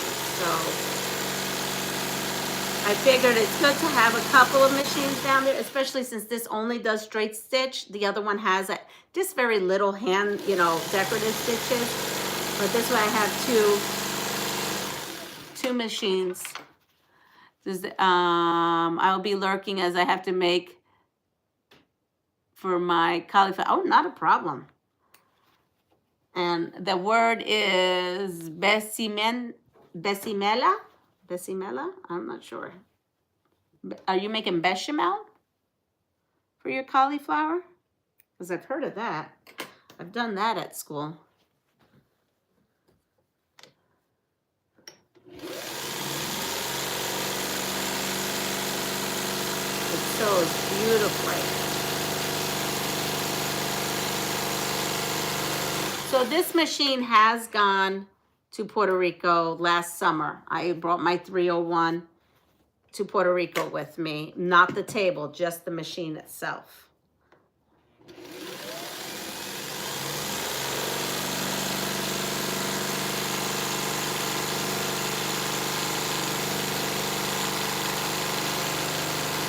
So this machine has gone, and now this I took over the summer. The other one I took over Christmas break, but I did bring this one back with me, as you can see. Does gotta let the chicks, not a problem. Again, I'm never on this late, and I'm sure a lot of people are on other lives at this time. But this is what I would be doing, especially with Honey not being home. I would just be doing this. Okay, so to TV show, the MTV show that helped launch modern reality TV, I thought it may be the Jersey Shore, or when they did those wild spring break things, but it's actually called The Real World. So I don't know what that is.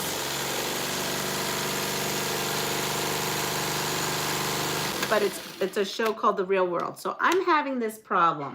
I'm having this problem quite a bit with this machine. And I think it's the thread. Oh, but maybe it's the needle. I mean, it has pretty much a new needle because this happened and that's what I changed. I changed the needle. So I have some thread, Coates and Clark cotton thread.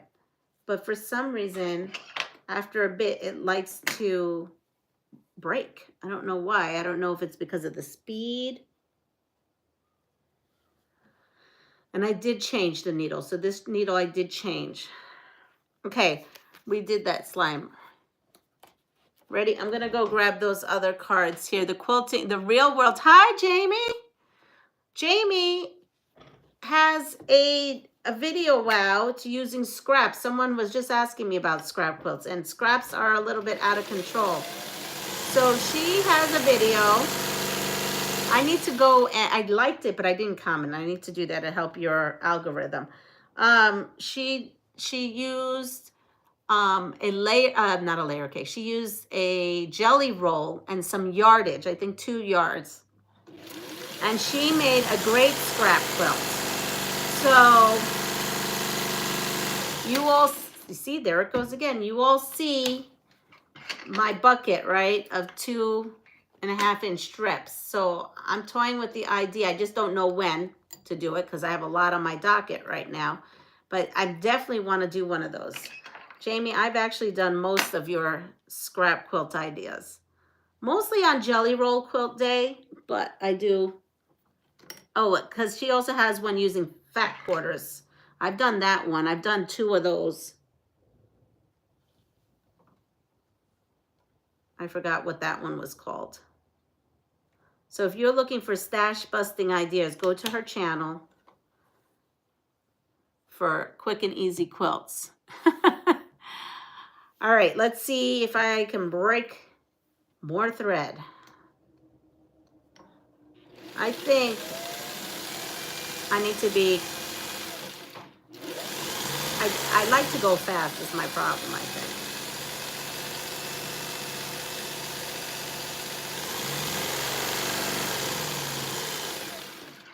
All right, so we have now our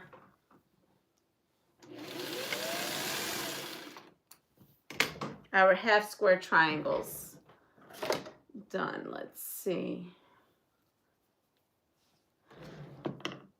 All right, I'm gonna just go with these. What celebrity, this is new school, ready?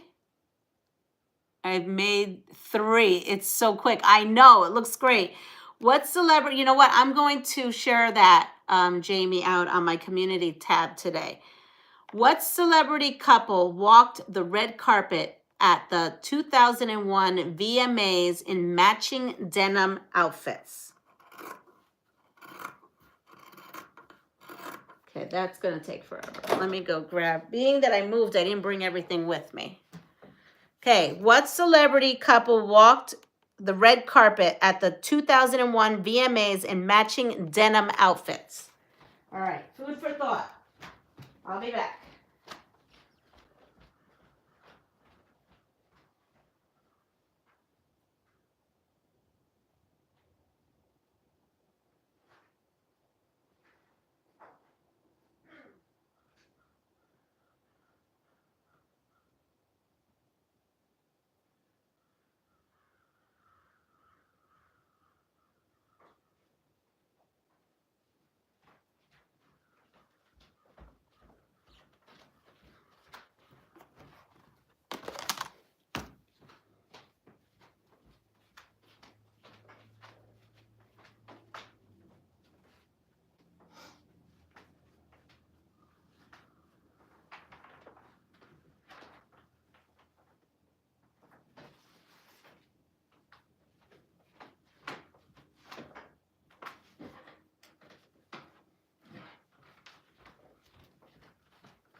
I'm setting up an iron.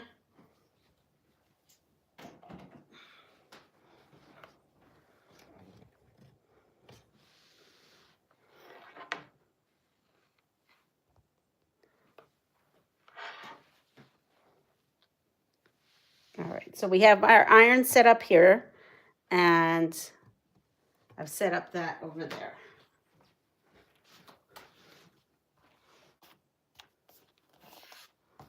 Nobody has an idea? I have no idea. Britney Spears and Justin Timberlake. What does DARE stand for? D-A-R-E. DARE.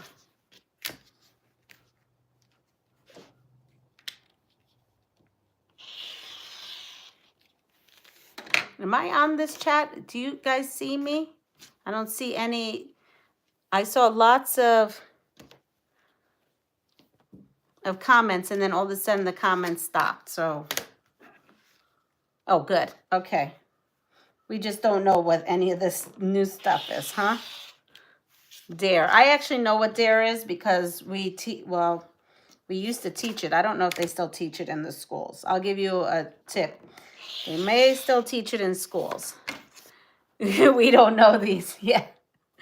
So DARE is drug abuse resistance education.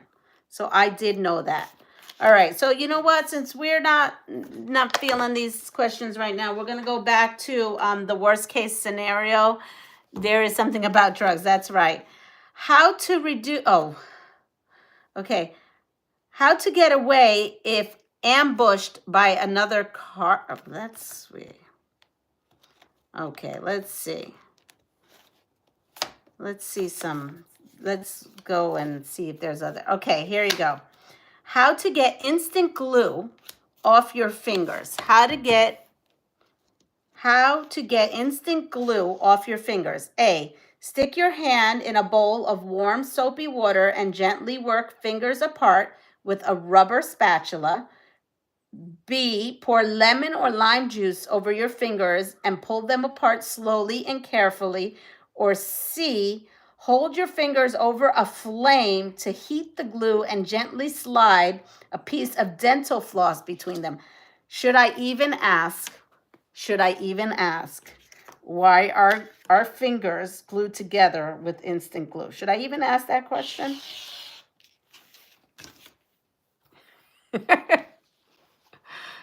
B, we have B, to pour the lemon juice.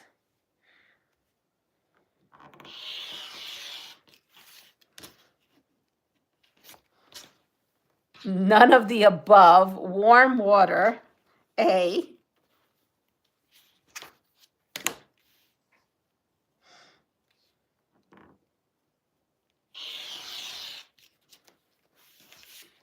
Hey, don't use super glue. That's right, Melanie. Just if you can't use it properly, stay away. I mean, I've used super glue and I've gotten it on my hands. you know, on my skin, but I've never super glued my fingers together. I have had super glue on my fingers, just never put them together. I never super glued them together. So yeah. So this is the deal.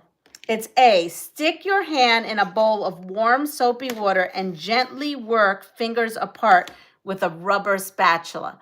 I guess now I got to do a visual. Let me close this up here.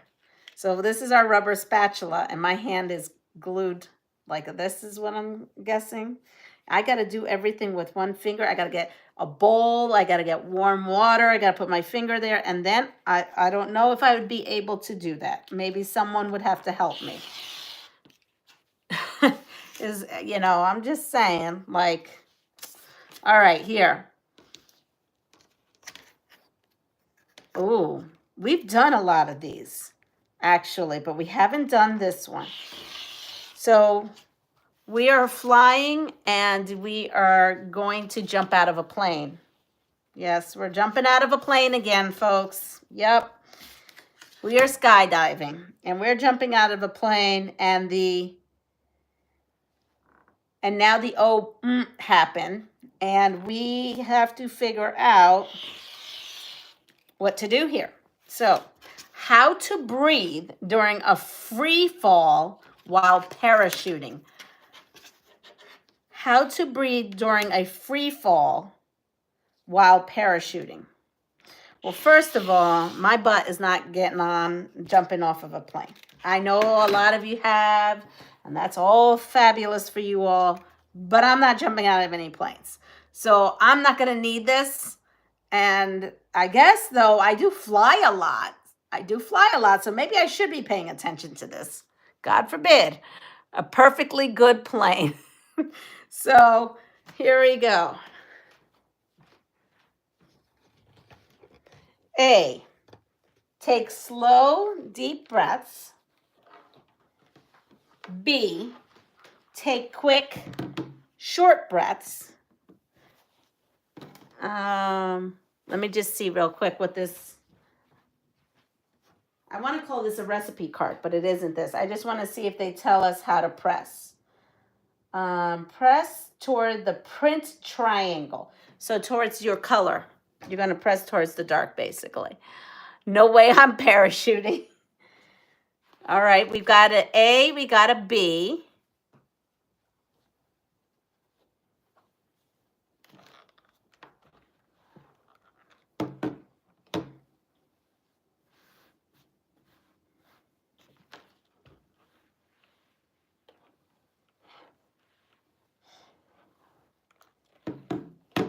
And I'm D, stay in the airplane.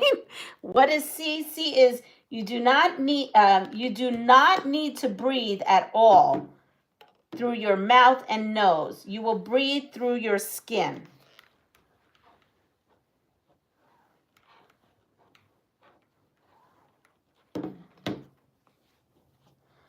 I don't know how you wouldn't breathe. You do not need to breathe at all. Oh, you do not need to breathe. I read that totally wrong. You do not need to breathe at all through your mouth and nose. You will breathe through your skin. Whatever that means. Okay, so the correct answer is C. You will breathe through your skin, I guess. Don't breathe. Don't be breathing through your mouth. You'll be breathing through your skin. That's a follow-up question. How do you breathe through your skin? Please tell me. I'd pass out from fear. Please. Inquiring minds want to know. How do you breathe through your skin? Because that's the first time I've ever heard of that. I never heard of you can breathe through your skin. I mean, I know your skin is your largest, right, organ in your body. But how do you do that? If you know how to do that, let me know. Okay. How to treat a pelvic fracture in the wilderness. Okay, so we've fallen and we can't get up. We forgot our medic alert, right? We don't got that. And now we've got a fracture. And we're in the wilderness.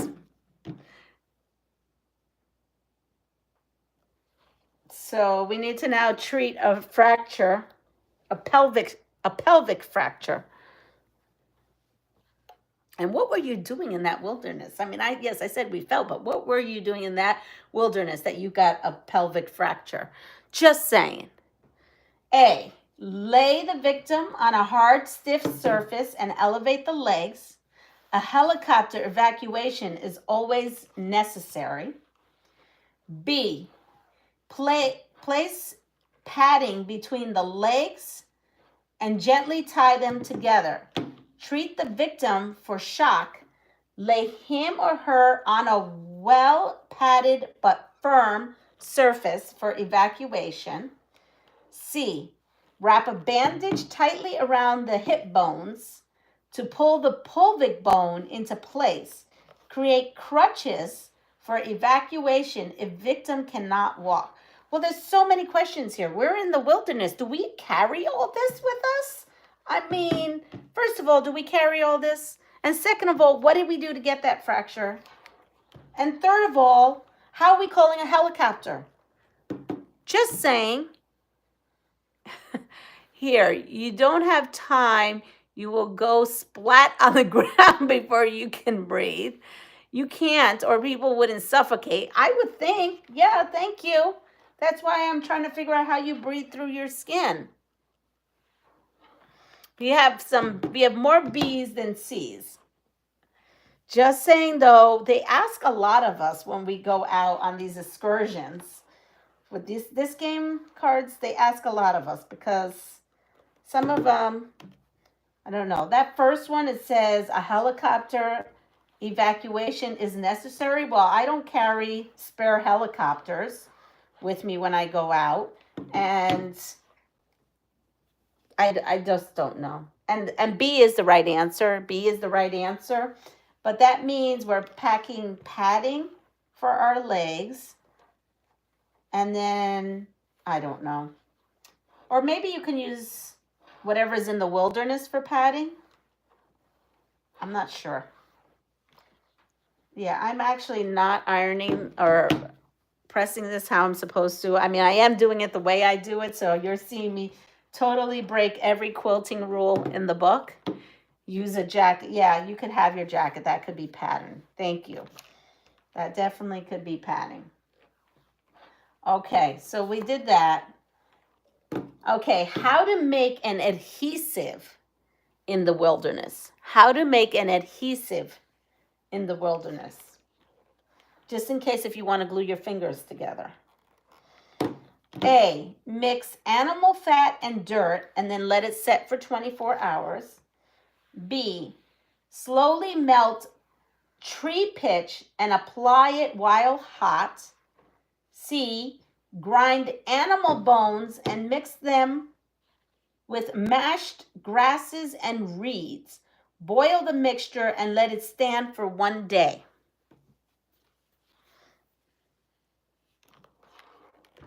Leaves and sticks, sap, B.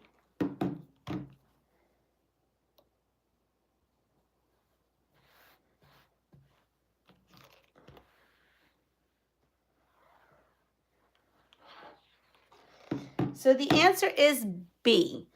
Because first of all, I was trying to figure out how were we going to grind bones? We're in the wilderness. Like, really? I mean, some of those other answers are quite crazy. So it is slowly melt tree pitch and apply it while hot. My question, I'm going to always have these questions.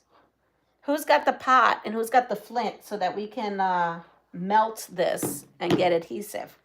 Because I sure as heck didn't bring it with me in the wilderness. All right, here we go. How to eat grasshoppers. We're still in the wilderness. And now it's time. It's come to the time where we run out of food and we have to eat a grasshopper to survive. How do we eat that grasshopper? Yeah, that's not true. And Giovanna, that hits too home. That hits home, right? Because of all the fires we had here in LA. So that's scary. No one needs adhesive that bad. Yeah, exactly. Zaza has my answer. How about we start? How about not? Jeff Probst has the pot and the flint. I know because he takes it away from you now if you lose with chocolate. Yes, I've seen those in the store. Giovanna says alive. Okay, so this is how these are our choices. Ready? A, chop the grasshoppers into pieces and grind them into a paste or grind them into a paste and eat them raw. And you don't eat grasshoppers, yuck. B, dry the grasshoppers in the sun for a day before eating to create a chewy bug jerky. Because who wants beef jerky when you can have grasshopper jerky? C, remove the head, the wings, and legs, then roast or boil the bodies. This is so gross in so many levels, but I know people eat grasshoppers. That's a thing. But for me, I'm sorry, folks. C, you have to catch them first.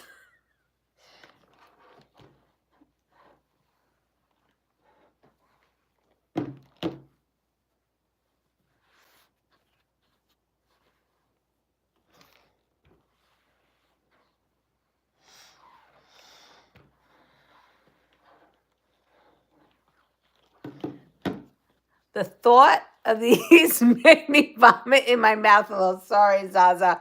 It's too early for dining in the wilderness. C. So yes, C. I don't want to even read that again. It's actually pretty traumatic for me to read that. But it says to remove the head, wings, and legs, then roast or boil the bodies.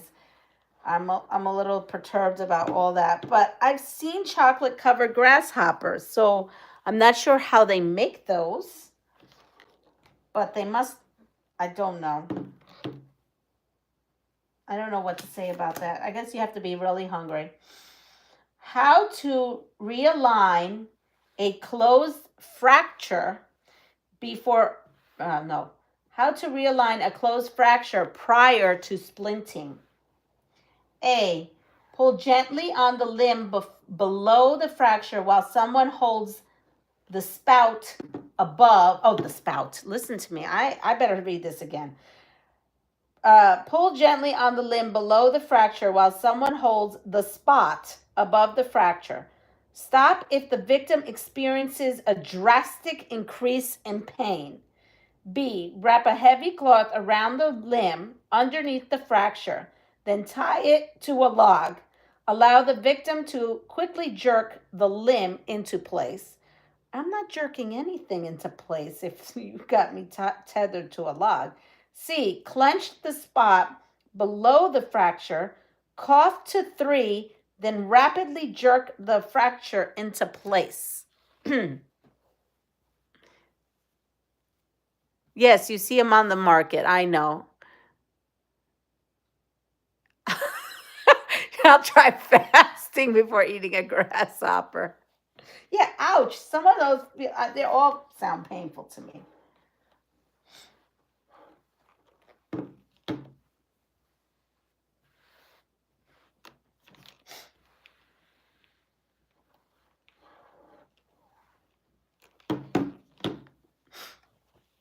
All right, we've got some A's and B's equally. Equal A and B's. All right, so the answer is A. Pull gently on the limb below the fracture while someone holds the spot above the fracture. Stop if the victim experiences a drastic increase in pain. I mean, I think if anybody's pulling at me, I'm going to be hurting. Just saying. Just so you know, nobody is touching my leg unless I'm lost blood supply in my foot. Remember, when you eat a hopper, you also eat its poop. Oh, I'm not eating a grasshopper anyway, so I'm not eating its poop. Okay, so we have now onto taking this. We have made our half square triangles, and now we need to press them to the dark side, and then we have to trim them up. So we're going to trim them up. We're going to trim them up. So that's the next step on this. We're going to trim them up. So let's see. You will be out while they pull. It hurts like a mo. Yes, I would think so. All right. So what are we feeling? Are we feeling that, oh, what is this? Oh, that's just something. Did I get you back? Yeah. No, Giovanna, you won't. So I'm thinking it is 9 o'clock right now. So I'm thinking I'm going to close this up. I've had so much fun with you all. I'm out on here for an hour more than expected. I am going to trim these down. I probably am going to finish this up, honestly, to tell you the truth, because I have about another hour to go. And I don't know how long do you guys want me to stay on longer, or do you have other lives to do? Because I can go either way. I can go either way. But you know what? No, I can't. It's 9:01. I need to eat. This is crazy. I've been up here, enjoyed myself, and laughed my guts out.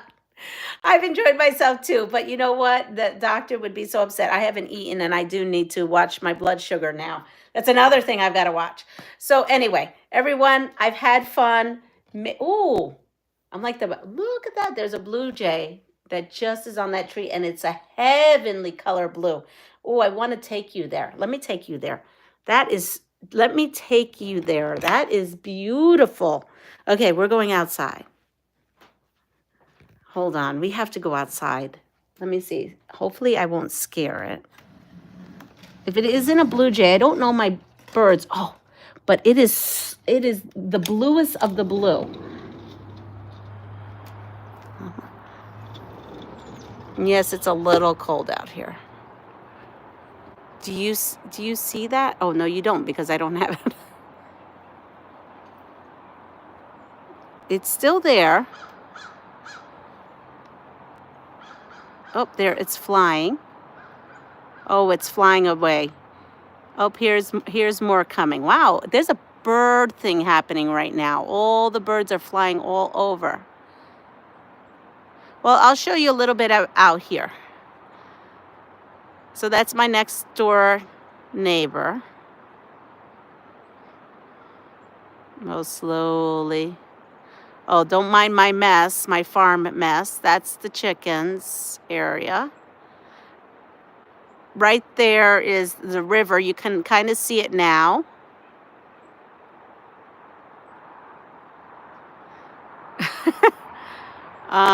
And yes, this is where we're at. So it has been fun, but I'm going to go downstairs. I'm going to eat, get ready for work early. I don't think we're going to work. Honestly, if I had to call it, I'm going to say they're canceling school because the weather is coming now. I don't know. I didn't understand this thinking, but that's all right. It's, you know, our district is one of the largest districts here in New York State. And so therefore, weather here at my house could be fine and weather could be an absolute nightmare because this goes all the way out to the ski slopes.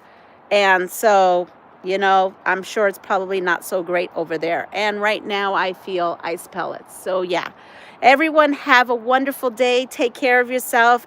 Has been fun sewing. We got to sew in 2 different rooms today. I will see you all. Oh wait, today's Friday. So I won't be seeing you Saturday and Sunday, I don't think. But I'll see you definitely on Monday. Everyone take care and I will see you soon. Bye. Oh, on the way out, hit the like button. That would help me out. Bye.